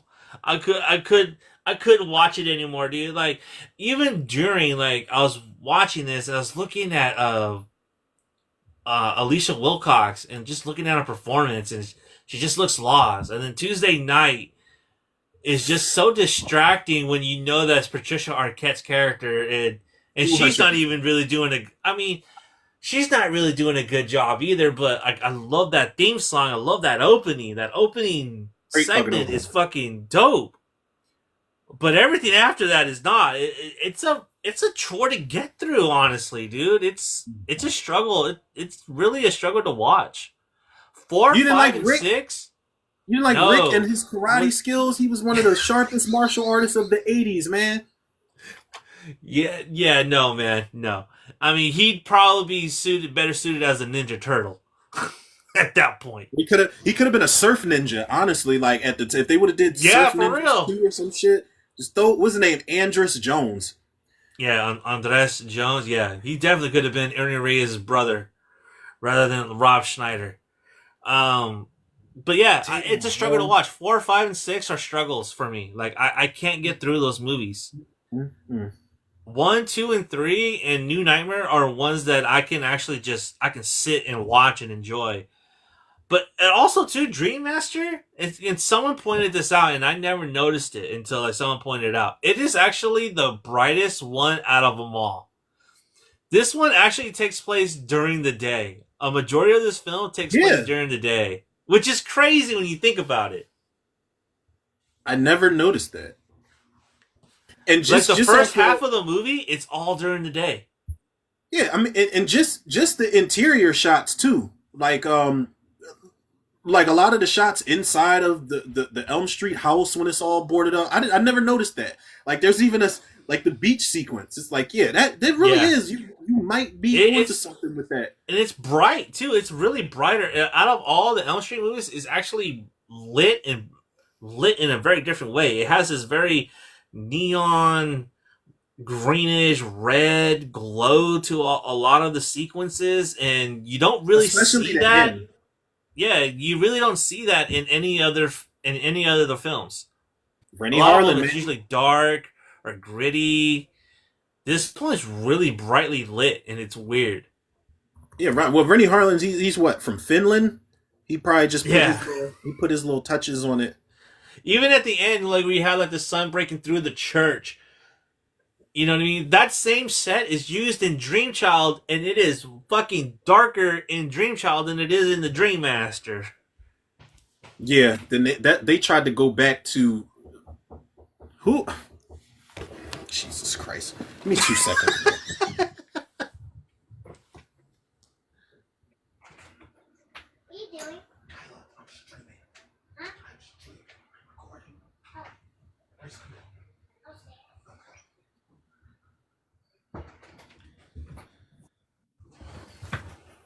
Jesus, it's my niece. What are you doing? It's the kid's favorite questions to ask, yo. What are you doing? What are you doing? Yeah. What are you doing? What are you Yeah, doing? Freddie Harlan. And the crazy thing is, he almost didn't get the job. I think it was something in the like the documentary where he said that Bob Shea wasn't really impressed with his pitch, direction Yeah. wise, and he almost didn't get the job. But then Bob Shea saw like I guess like the creative liberties he was going to take with the movie, and was like, all right, like we'll hire you. We'll hire anybody for a Nightmare on Elm Street movie. Uh, Apparently, God damn it, man! You got fucking Dream. I love Dream Master. I used to love the Dream Master too, bro. But like rewatching it as an adult, I can't. I can't get not. Try to watch it. Try to watch it and tell me it's not a struggle to get through because it is. I will It say is.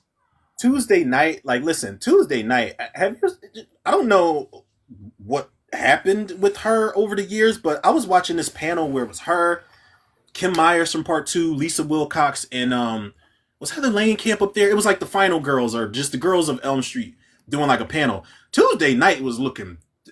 She was looking a little healthy up there, man. I ain't gonna hold her. I'm just.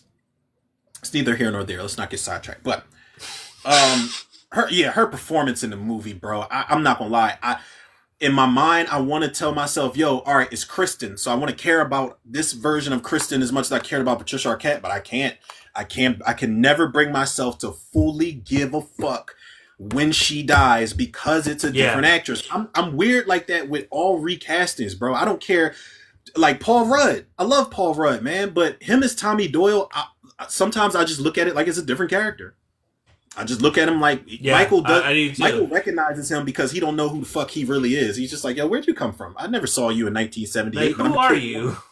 Yeah, exactly. When it's a different actor, I don't know, but she is a poor substitute on screen for Patricia Arquette, bro. I mean, she made a banger of a theme, but Yeah, she the theme did is not on point. deliver on the performance wise. You know what I mean?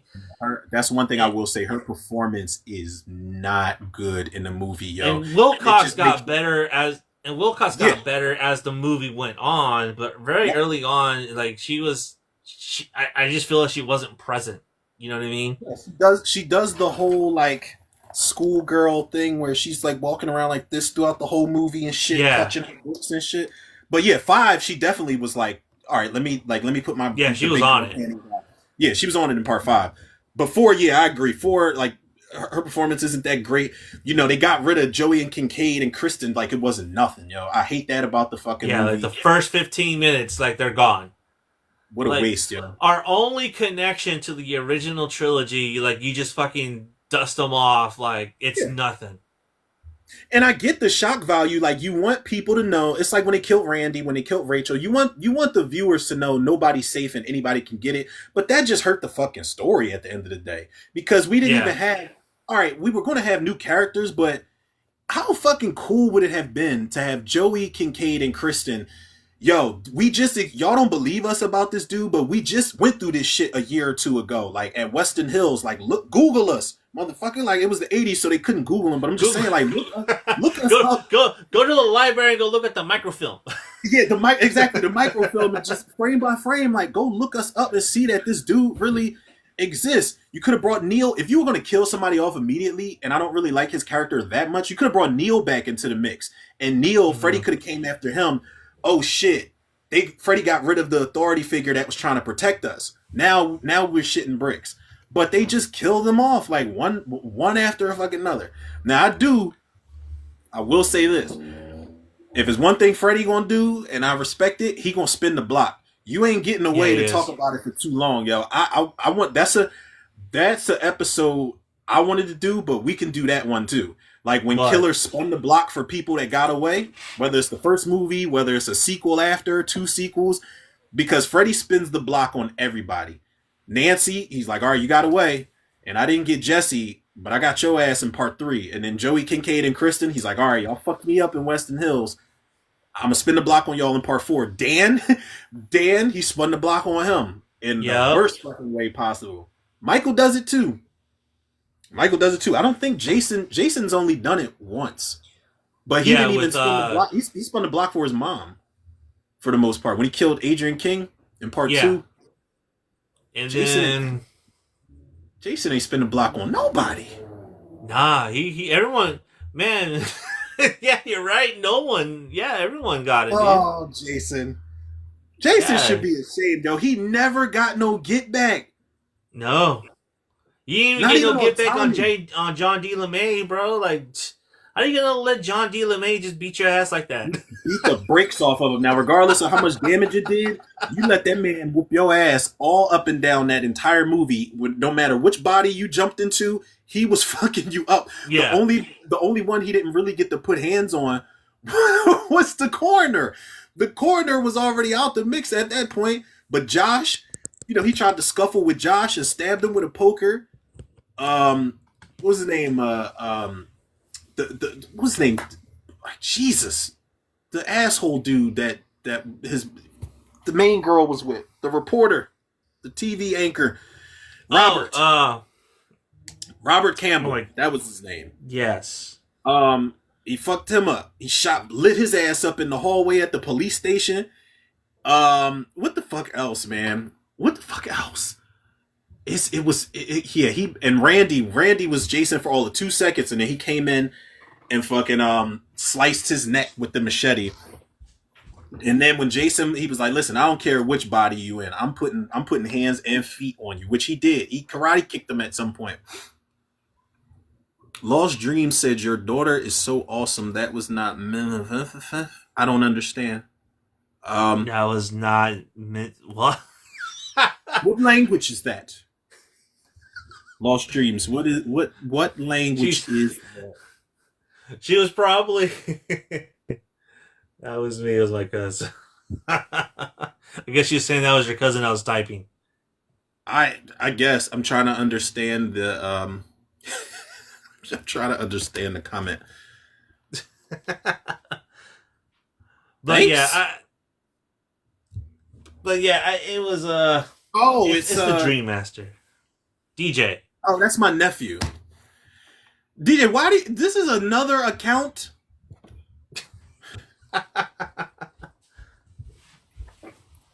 I was just telling him to pick whatever video game he wanted out for Christmas, but I think I'm just going to make sure he gets one TikTok account for Christmas, and that's it. That's going to be his gift. You're gonna block him out of his other 3 burner accounts. He's got several of them. Hey man, you can't troll people if you don't have several accounts, And the only reason I got another account on here on Facebook is because I thought I lost my password, and I was like, all right, let me create a new one, and then found out that it wasn't lost. So now it's just another one floating around. It was just misplaced. Yeah. And my girl asked me one day, she's like, you got 2 Facebook accounts? And I'm like, yeah, babe, because I was like, remember when I thought I locked myself out of my shit? Like, I ain't nobody out here fucking creeping. Motherfuckers don't have accounts just for cheating and shit. Yeah. Like, and I'm not going to have Romero Tutor, if I'm doing some shit, I'm not going to have Romero Tutor on both fucking accounts. Like, my other account, if I'm doing some inappropriate shit, my other account will say Uwe Boll on it. Uwe Boll. Like, I was about to say it's gonna say Victor Salva, but the fucking feds are gonna crash through here with ropes and shit. Yeah, don't do that. You ever seen Christmas Vacation, where the feds stormed, the SWAT team stormed that fucking house, yo? That's how they would roll up in here if they thought I was Victor Salva. Like, why don't y'all have this man in jail? Damn. Yeah. We'll touch on that. We'll touch on that after. We're having a good time. We'll touch on that after. We'll talk about that in a little bit. All right, what's your number 1? My number one is I'm not even really ashamed to say that I loved this as a kid when it came out. I had the comic book prior to the movie coming out that was syncing up some of the movie scenes. I was always a diehard fan of this character. This is the best comic book movie character of all time for me. The names that were attached to it, um, kind of not being too. I was disappointed with the movie before it, but not as disappointed as I could have been. And I was like, all right, so the next one's gotta be great, right? Wrong, because you get older and you realize you made a mistake. As we do, my number one is going to be Batman and Robin. Um, Batman and Robin, bro. Like this, I was like the comic book. I was like, all right, I can expect this scene and this scene and this scene. I was already Goo Goo Gaga over Uma Thurman, and I was already Goo Goo Gaga over Alicia Silverstone for sure. I could deal with Chris O'Donnell. George Clooney was a fucking badass already for me because he was in From Dusk Till Dawn. Arnold Schwarzenegger's Arnold Schwarzenegger, so I'm like, yo, this is a win-win, yo, for me.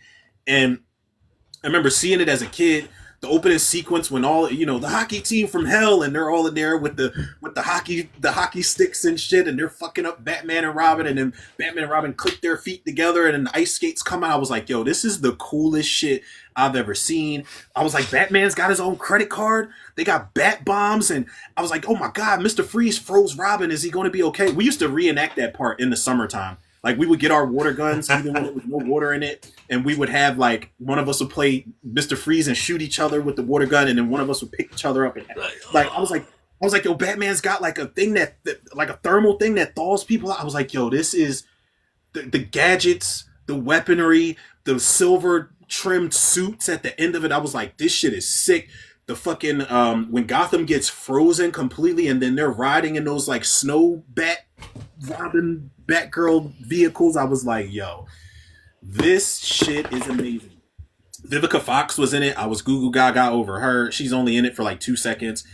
Commissioner Gordon and Alfred. I was sad, like, when Alfred was sick with McGregor's disease or whatever it was. I was scared that Alfred was going to die. And then you got that one scene where Bruce is talking to him, and you got the scene where Alicia Silverstone's talking to him. The race with Batgirl and Robin saves her, and then they end up having their little talk or whatever. I was like, yo, this movie, I was like, this gave me everything. And them giving us everything was the fucking problem as to why this movie's terrible. Because there's no balance. Like, there's no balance. There was some girl on TikTok that said, if you go back and watch Batman and Robin, this is a perfect recreation of the 60s TV show. Be that as it may, I don't think that was the intention behind it. And I don't think so either. Fuck no, you can go back and make and that goes back. And that goes back to what we were saying earlier in the show when we were talking about reaching. These motherfuckers be reaching. Yeah, exactly, bro. Like, you can go back and make up all the excuses you want for this movie. I feel like they thought they were making one movie and it turned out to be something completely different. But the movie is a piece of shit. Like, this is really, people can talk about Batman versus Superman and Justice League and The Dark Knight Rises. People can even talk about Batman Forever and Batman Returns. This is the worst Batman movie of all time. This is one of the worst comic book movies of all time, man. And honestly, like, I could have got past all of the colors and just the cinematography if that was what was established in the first movie. I know it was Tim Burton, but, like, come on, man. Tonally, the 4 movies are completely different. The first 2 go hand in hand. This one doesn't even go hand in hand with Batman Forever. Batman Forever got brighter, but it's still some dark psychological shit to it. Yeah, it was very dark and neon. You know what I mean? Yeah. This is just obnoxious. This shit didn't know what color it wanted to be. Like, this movie is rest in peace, shout out to Joel Schumacher, but this movie is so frustrating to watch because it's the one Batman movie that feels the fakest of the bunch. Yeah. Like, everything feels like a prop. It feels like these motherfuckers are dressing up. Like, yeah, I'm going to play Batman today. It doesn't feel like you want to be this character. It feels like y'all are just dressing up as these characters and doing goofy ass cosplay. Like, there's not, other than the moments with Bruce and Alfred and I don't know, maybe Barbara and Robin, and maybe the moment with Barbara and Alfred too. Like other than that, there is no fucking serious moment in this movie at all. Even Poison Ivy, you know, she's almost too over the top to be taken seriously in this movie. Everything is just so theatrical, and my plants and that and that. It's like they're doing this like as theater. Like this is like Batman on Broadway or some shit. And I think somebody, don't get it twisted. I'm not the first person. That's a perfect way to put it, dude. Yeah, and Batman on Broadway. I know I am not the first person to say this, so I'm not going to take credit for that. I know there's people that like have said something similar, but it is really what this movie is like. And then what's this chick's name? Ellie McPherson. What the fuck is up with the love interest of Bruce Wayne in this movie? She's non-existent. They got one scene where she's got to establish, oh, I want to be serious with you, and I know you're a dedicated bachelor, and it's like, first of all, ain't no woman in their right mind gonna tell a man that and be cool with being a, you know, like just a chick on the fuck in the Rolodex. Like she's non-existent. You could take her out the movie and I would not care. Or it wouldn't even matter. Yeah, exactly. So there's that, man. Then you got the cameos, like Vivica Fox is in here. In Vogue is in here. I keep forgetting they were in here. Coolio pops up in here at some point. It's just like, come on, man. Because they had, I think they had songs on the soundtrack. Okay, well that makes sense. They threw them a bone because it's like, all right, cool. And then also too, En Vogue was just coming off of Don't Go in '97. Like their biggest hit of all time. Set it off. Yeah. So they were definitely hot shit as far as like movie soundtracks and stuff like that. But I'm like, come on, man. None of this feels like, watching it as an adult. None of it feels cool, man. None of it feels cool at all. Like there's even cool moments in Batman Forever, but this one, I'm just like, none of this is badass, man. None of this is. And the crazy thing is, if you make Batman and Robin today, Chris O'Donnell, I don't know, but a more, you know, grayed up, beaten down George Clooney as Bruce Wayne, that's going to work today. Because George Clooney's not a bad Bruce Wayne. He's just a bad Batman. Like I think he had the same thing that Val Kilmer had, but Val Kilmer actually wasn't a bad Batman. Like the more that I watched Batman Forever, I was like, he's not terrible in the suit. He's not terrible. George Clooney's fucking awful in the suit. He's terrible. And Arnold Schwarzenegger, I'm just like Arnold Schwarzenegger, it's kind of hard to hate him because you knew exactly what you were getting. You knew what you put in the script for him.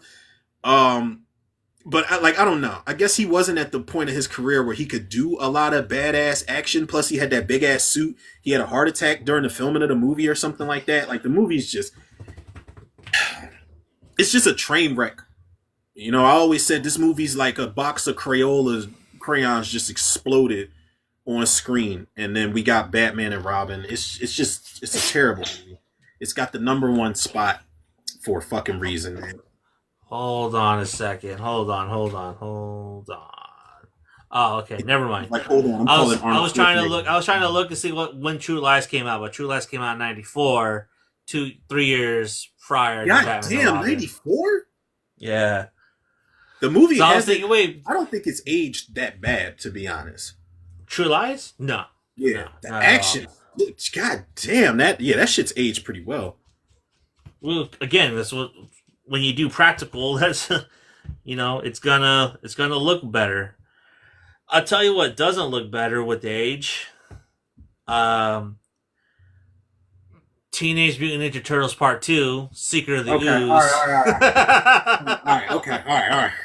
Now those fucking suits were garbage, bro. You can't convince me otherwise. I will go there with you. The only reason I didn't put that on, like, I don't have any honorable mentions. The only reason that I didn't put that on the list at all is because I don't think my attachment to it, the older I've gotten, has grown, more or less. But I'm just like I can understand why you put it on there. I remember you saying in your video, you were like, "Yo, this is the true definition of cash grab shit." And when you said that, I was like, he might not be lying here. Think about all the toys and all the shit that they had, all the merch for Secret of the Ooze, like, which I had, and it was a big deal, man. That was in the Super Shredder toy, like, dude, the Teenage Mutant Ninja Turtle 2 line is a collectibles item. Like those are collectible items now, dude. And I I don't know, man. Watching the 1990 Teenage Mutant Ninja Turtle and then watching Secret of the Ooze is they're two different movies. They're from two Night and different day. franchise. Yeah, Yep. it's this one is more family friendly, and I don't like it. And I don't like Kino. I don't like Kino. I'm sorry. I think he's fucking annoying. I think he adds an element, like a human element to it, but we don't need a human element in a turtle film. That's why we got April O'Neil. Oh man, and didn't they recasted her, right? Yeah, yeah, they recasted her too. Let's close the door, baby. They actually recasted all the turtles. When you think about it, like all the voice actors, they recasted all of them. Corey Feldman doesn't voice Donatello in that one? No. I'm about to look it up. I didn't know they recasted all of the voice actors. Yeah, and then Toko and Razor are just babies. They're just babies. I'm like, You know, I grew up thinking that they were supposed to be Bebop and Rocksteady, so I just kind of accepted this shit. I don't know. And then your favorite rapper popped up in it. That was definitely... yeah, and then Ninja Rap pops up, and that's like so fucking blatant. Oh my god!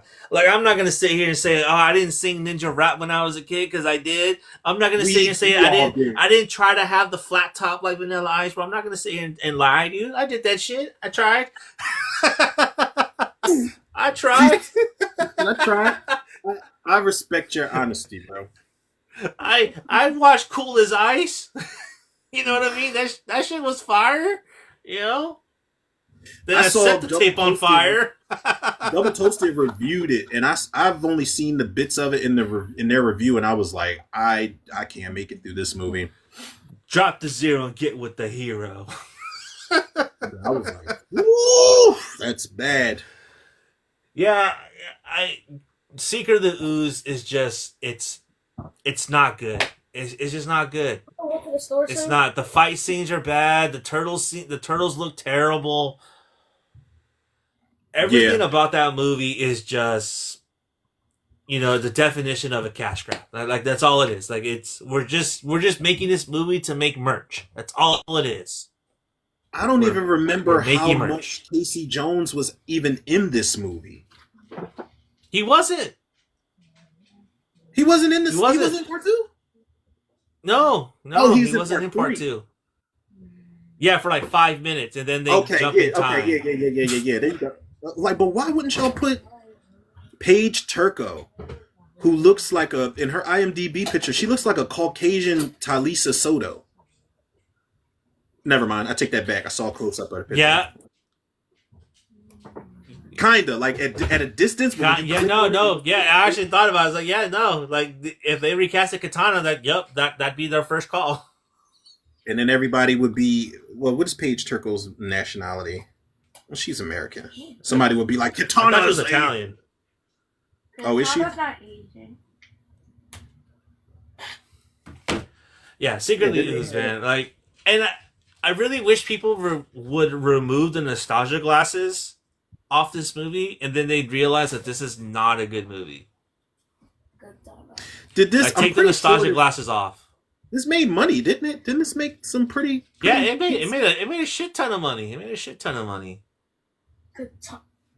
Damn, bro, that's like I will understand your frustration. This was a budget of $25 million. They made $20 million opening weekend. It grossed $78 million worldwide and some change. I think Mutant Mayhem is probably the highest grossing out of the Turtle franchise. Mutant Mayhem? I think so. Damn, you got this on here and not Ninja Turtles 3? Oh, I never liked Ninja Turtles 3 when I was a kid. Okay, so you just that was a piece of shit always. I knew, like... Yeah, I knew as a kid, bro, like that was... He was like, listen... Trash. It was like, y'all wasn't fooling nobody with this movie. Oh! Actually, the highest grossing Teenage Mutant Ninja Turtle movie is the 2014 movie. The Michael Bay one. Mm. I mean, the movie's entertaining, but like I guess people love explosions, bro. People love explosions and CG and building Bayham, bro. falling. Mayhem, yeah, yep. There you go. Bayham. They love that shit. Yeah. But yeah, that's my number one, dude. Like Secret of the Ooze, I can't with that movie. I can't. Like I loved it as a kid, man, but I fucking hate it as an adult. It betrays everything that I love from the first movie. Like it really does. And I watched the first one. I think last weekend, and I'm like, and yeah, I indulged. Maybe I'm giving a little too much information out here, but yeah, I indulged in a little something, and it just enhanced everything that I've always loved. Like I will never turn my back on that '90s Ninja Turtle movie, bro. Like that shit meant so much to us as kids, but to watch it as adults and still get that little like warm fuzzies, like come on, man. Like the nostalgia, I have nostalgia pupils for that. I can't take no glasses off, no context out. That movie just is what it is.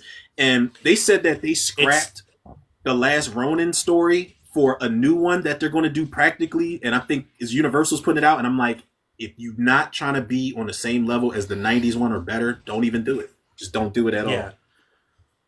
But they're going to try to make it into like a Sonic franchise. They're going to try to make it like very kid friendly. Like a Sonic franchise? So they hired the producers from the Sonic franchise to take over the Teenage Mutant Ninja Turtle reboot. Yeah, with man. That idea of trying to two different tones, bro.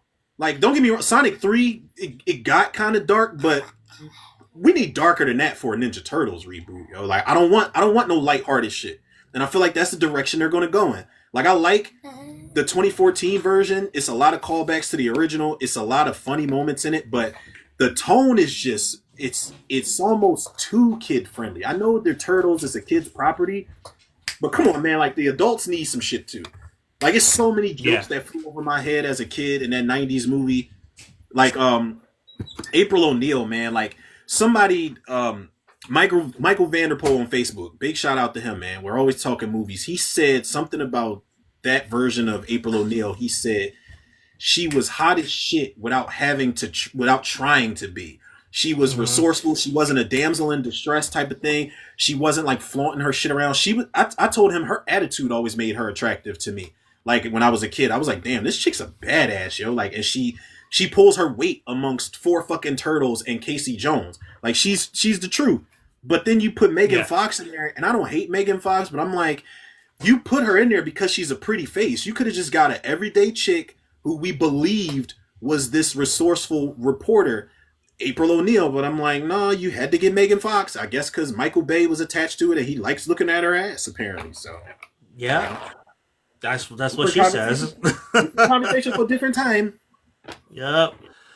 Okay, so we got comments about this. We got comments. So let's get it. All right, so Film Fanatics, Batman and Robin, Chef Drewski 00, Three Ninjas. I mean, I get it. Three Ninjas. Rocky, Breathe the Lokes, Little Monsters. Interesting. You shut your goddamn mouth. You stop it. No, Little Monsters. Nope. I can't condone that. You know why? Because Little Monsters, as an adult, Little Monsters, when him and Maurice, when they're like doing their sad faces and they're doing their handshake and then they like get their hands together and then the shit seals up and then they play Well We Know Where I was like, fuck! Yeah. Bro, they played that shit. They played that shit at work last week, and I was like, I gotta go in the bathroom for a second to get my shit together. Listen, I want a legacy sequel to Little Monsters. Fuck what they talking about. Fred Savage is still working. I think Howie Mandel's still working. And he a little too close to Scary Spice for my liking, but that's a whole nother topic for another time. Yeah. I'm not going to dress my beef with him about that. But Little Monsters? Are you kidding? Yeah, Little Monsters. That's crazy. Okay. Modoc. Star Wars, Attack of the Clones. Anakin is just the definition of a man who can't respect a no because her eyes said yes. Very Grapist vibes. God damn. Damn. Take that, Anakin Skywalker. Yeah, for real. God damn. Toady. American Werewolf in Paris. Loved it as a kid. Saw it again when I was older with my friends and was deeply embarrassed. Okay. Okay. I'll say this. I did love that movie when it came out, but I didn't see the first movie. So I didn't understand. I thought it was a one-off thing, and I didn't understand why everybody Yeah, me hated too. it. And a couple years back, maybe in like 2020 or so, I went back and watched American Werewolf in London, and I was like, this is a fucking masterpiece right here. And I think the fact that it's such a slow burn and there's not a lot of music score behind it, and John Landis knocked that shit out the park. But then I was like, oh, I see. Y'all are recreating a lot of stuff from the original movie that's just not hitting like it did in the first one. Like, I didn't know his friends dying and coming back and they're all decayed. That was from the first one. Yeah. But I like it as a guilty pleasure. The CG is terrible. Some of the worst CG of all time, yo. And I like that French chick. Yeah, she wasn't too bad. Hello, the never ending story. Y'all are killing me with this never ending story hatred. Leon Aaron the fourth, Good Burger. Jason, Over the Top. 313, Man New, Babe. All Truth, Nothing. All Truth Hurts, Nothing. And then the last one, Free Surgery. The never-ending story is unwatchable. It's short, but it feels never-ending. There are multiple 10-minute chunks with uninteresting characters that give nothing to the plot and you barely ever see again. And the kid reading the story is annoying as fuck. Atreyu is cool. G-Mark and Flock are rip, but it's just not enough. My 5-year-old daughter refused a repeat watch. Damn, 5-year-old said I ain't doing it? Yeah. You know it's bad when the 5-year-old's like, nah, Dad, we good. Honestly, my daughter, I tried to put her on it. I think it was part 2 I put on one day, and she just went off and did something else. Like, she couldn't lock in. And I was like, damn it, man. Damn, the never-ending story hatred is wild on y'all. Yeah, man, seriously. I'm not the only one. Not the only one. Somebody said something here. I can't remember. What were the last couple ones? The last couple ones? Yeah. Good Burger, Over the Top, Babe. Yeah, those are the last ones. Good Burger, that was it. Good Burger. Good Burger, I'll say this. It's not like Good Burger was a masterpiece back then.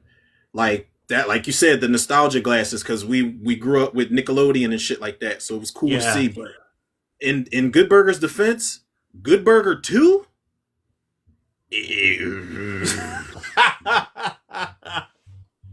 Man, I almost checked out. I almost didn't even finish the episode. I said, this. You talk about legacy sequels, man. It's bad. It's awful. I did not laugh a single time. Ed's got a son. His son is Alex Hibbert from The Chi, Kenan Thompson and I was about to call him Kel Jackson. They're terrible in that movie. Everybody's bad. Everybody. Lori Beth Denver is bad. It's bad.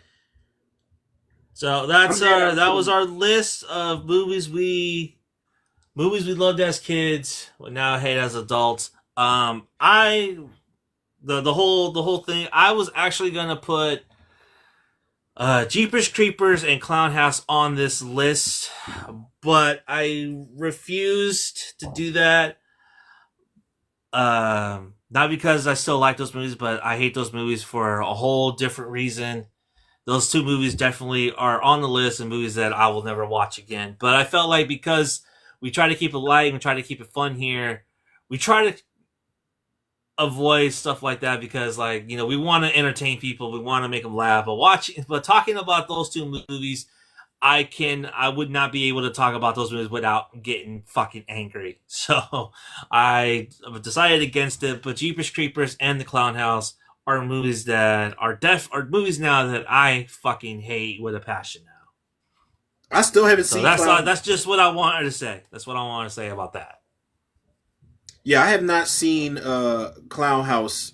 I think if I decided to watch that movie, it's just gonna hit a little different. It's just gonna be uncomfortable.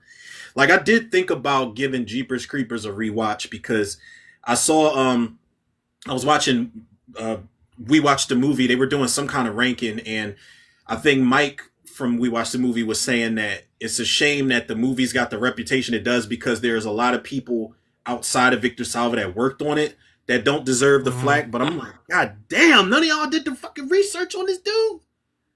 Like No, nobody. because back then no one thought about it, dude. Like when the movie came out like in 2000, 2001, and he just kind of flew under the radar.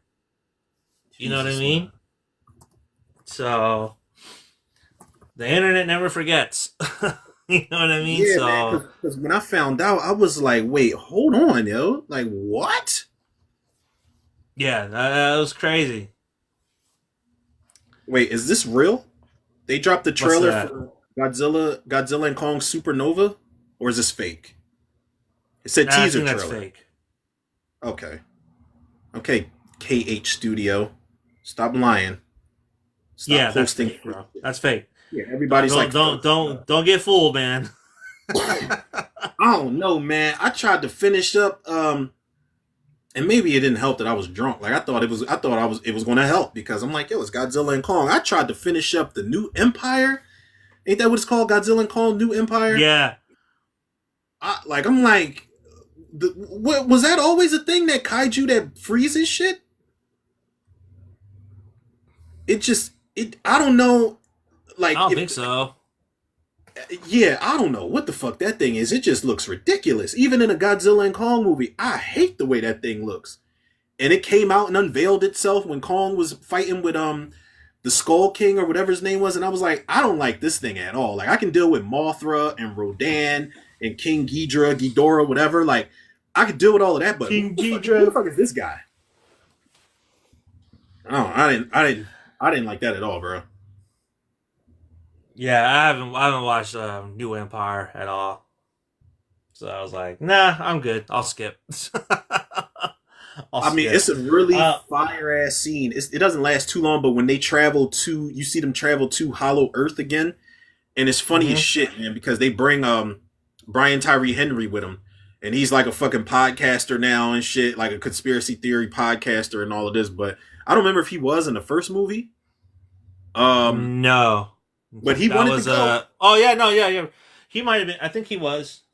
Yeah, he wanted to go, man, and then they run into this tribe. It kind of reminds me of the original King Kong versus Godzilla, where they run into the tribe that worships. I don't remember if they worship Kong or whatever, but yeah, yeah, that movie is it's just I don't know. I want to finish it, but when that ice breathing thing came out, I was like, I don't know what the fuck is going on here.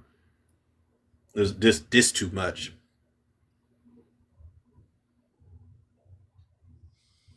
All right, so I think that's gonna wrap it up for today. That was thank you for everyone that joined in. Thank you for everyone that commented. Yes, we I was appreciate thinking y'all. we come back. Think we come back on the 13th and the 20th of next month. We'll do 2 shows back to back. Then we can Let's enjoy do our it. Christmas break and then come back in January. I'm ready, bro. Um, Which so what do you I gotta make sure I'm not gonna lie, bro. I treated this shit like it was a exam the next day. Like I tried to cram for this one because I made my list this morning. Like I had wrote them down and sent them to myself, but I had to it doesn't feel real until I put it on paper and I had to write the movie news down and shit. But I did this last minute because I didn't know I honestly didn't know how I was gonna feel getting up this morning, and I was like, oh no, man, I gotta fuck it. I was like, I might tell her we gotta reschedule, but I'm like, nah, because I'm like, if it's 10 o'clock my time and 7 o'clock his time, this motherfucker's about it, and this motherfucker is really ready to get this shit done. Because yeah. if it was me at 7 a.m., I'd have been like, bruh, I'm a light sleeper, man. I don't know, but I was like, fuck it, let's get this shit done. We ain't rescheduling nothing. Gamer Harold says, "Ooh, I'm going to schedule those days off work, bro. You know what, man? Let me say something to you, Gamer Harold, because I ain't missing no money for none of yous. But you are, as long as you can make those 2 days at work up, you are like one of our most Hey, appreciated listeners, man. I promise you, you are, yo. Like, we Gamer Harold appreciate is you a so fucking fucking much, bro. Gamer Harold makes money off streams, bro. Are you serious? Yeah, he's a Twitch Well, streamer. Yo, all right, how lucrative is that? Because do we got to get into this Twitch business? Are you already in the Twitch business? No, not yet. I'm still looking into it. Somebody was telling me to get into it, and I'm like, well, isn't that just mainly for gaming? I'm not sure how it works. Now they kind of transition into like now people are doing a podcast on there. They're doing reviews on there. So now it's kind of They do opened up. reviews on Twitch. Yeah, they do watch-alongs as well. Ooh, So that's something that might be worth looking into.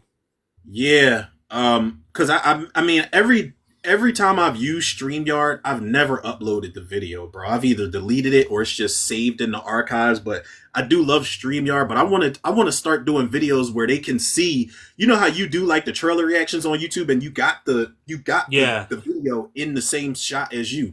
Like, that's the type of shit I want to start doing, and just reacting to shit. Because people listen to the trailer reactions, but it ain't nothing like seeing the Like seeing the podcast, video. seeing Yeah. the video and reacting to it. So yeah, you're right. It might be worth looking into. I did not know Gamer Harold was balling off them streams like that. Good for you, sir. Yeah, dude's That's going to fire. conventions and shit. Like, hell yeah. Gamer That's, doing that's it, big, bro. that's big money right there, man. Thank you for making time for us little people, Gamer Harold. So when you blow Yes, up on thank Twitch and when you become rich off of streaming, don't forget about us. Like, we want you to still watch RZ live in your living room while you're eating dinner. Keep Yes. treating us like a regular TV show when you start Yes. getting rich off of streaming, sir. Yes, and Gamer Harold, thank you. We appreciate you, man. You've been a day one for sure. And For everyone sure, else man. that's hopped on and jumped on and hopped on the comments, thank you as well. We do this Yeah, for we you appreciate guys. y'all, We man. come on here The and old we have ones, fun. the We new like ones. coming on and talking shit and having and and And bashing we didn't get movies. kicked off. They Yeah, did we not didn't kick get us kicked off. off. I think we getting better at this, man. I think we might be ready for like daytime or nighttime TV at some point. I don't know. Maybe I'm jumping Some the gun point. here. Some Maybe point. I'm jumping the gun here. We need 2 more streams. Need 2 more.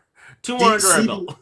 CBS will be like, we'll pick this up, but here's some rules, and then they're just gonna roll out the fucking like the ninja scroll of rules that we can't say. I'd on be the show. happy if we landed a deal on Tubi. Listen, I'm gonna stop talking shit about Tubi because they've been doing a lot better. I just want Tubi to get better with their original stuff. Like, there was a Yes. movie on Tubi I saw called Animal Graveyard, and I'm like, Pet Cemetery much? Y'all ain't even fucking trying. And I'm sad for y'all. Animal Graveyard? I'm like, come on, dog. Like, y'all not even trying. Oh, God. Y'all not even trying, man. I don't know what we'll do for the 13th, but I do think for the 20th we should do our Christmas movies because it'll be a Christmas time and it'll be up for Christmas. Did So we the 20th do? will be Christmas movies. Trying to think. I think we did Christmas horror. We did. We did Christmas horror. Yeah. So this will just be Christmas movies On the 20th, you say? on the 20th. Yeah, I got on to. the 13th. I got to brush up, bro. You know, on the I- 13th, let's do jump scares. Let's do jump scares on the 13th. Sir. I'm working on my list today. I'm gonna take my daughter to the store. We're gonna get a bunch of random bullshit, and then we will come back. I'm gonna start my list today because I know what my number one is. I know off the rip what my number one is. But I gotta think, man, because it's a lot of jump scares. Like, I don't want to go cliche. And Yeah. spoiler alert, people, for anybody that's looking forward to it, nah, it ain't gonna be none of that Conjuring. None of that shit is gonna be on my list. Not the Conjuring, the Nun, the Boy, the Girl, the Thing. None of it. Well, the Thing did have. I didn't mean Did to have say one. I think Conjuring might be yeah, on they one did. of my. I think Conjuring might be on my list. Oh God. With the Conjuring, was it the Conjuring Insidious where they did that little clap game where they sound like they about to start the fucking Forget Me Not song and Yeah. shit. Yeah. Yeah, it's just Lily Taylor. Come on, can't you gotta catch a admit break. that shit was dope. You gotta admit that shit was that. You got rewatch that scene and tell me that shit ain't fucking dope. I think they did it better in Haunted House 2. Oh. where, where, where Marlon, she did the clap. She came out with the mask on and he socked the shit out of his girlfriend and didn't even know it was her. Fucked her shit up. Because why would you do that? Yeah. Yeah. Okay, I'll give you that. I'll give you that because that was actually fucking dope. That was dope. Well, The Conjuring, it wasn't really a jump scare. It was a build up. The Conjuring 3 did get me where Ed was he was looking down the hall for Lorraine and then that motherfucker ran down the hallway and blew that dust in his face. I was like, oh shit, because I had forgot that was in the trailer. And that shit caught me off guard. And then it just turned into a whole nother movie at that point. I was like, oh my God.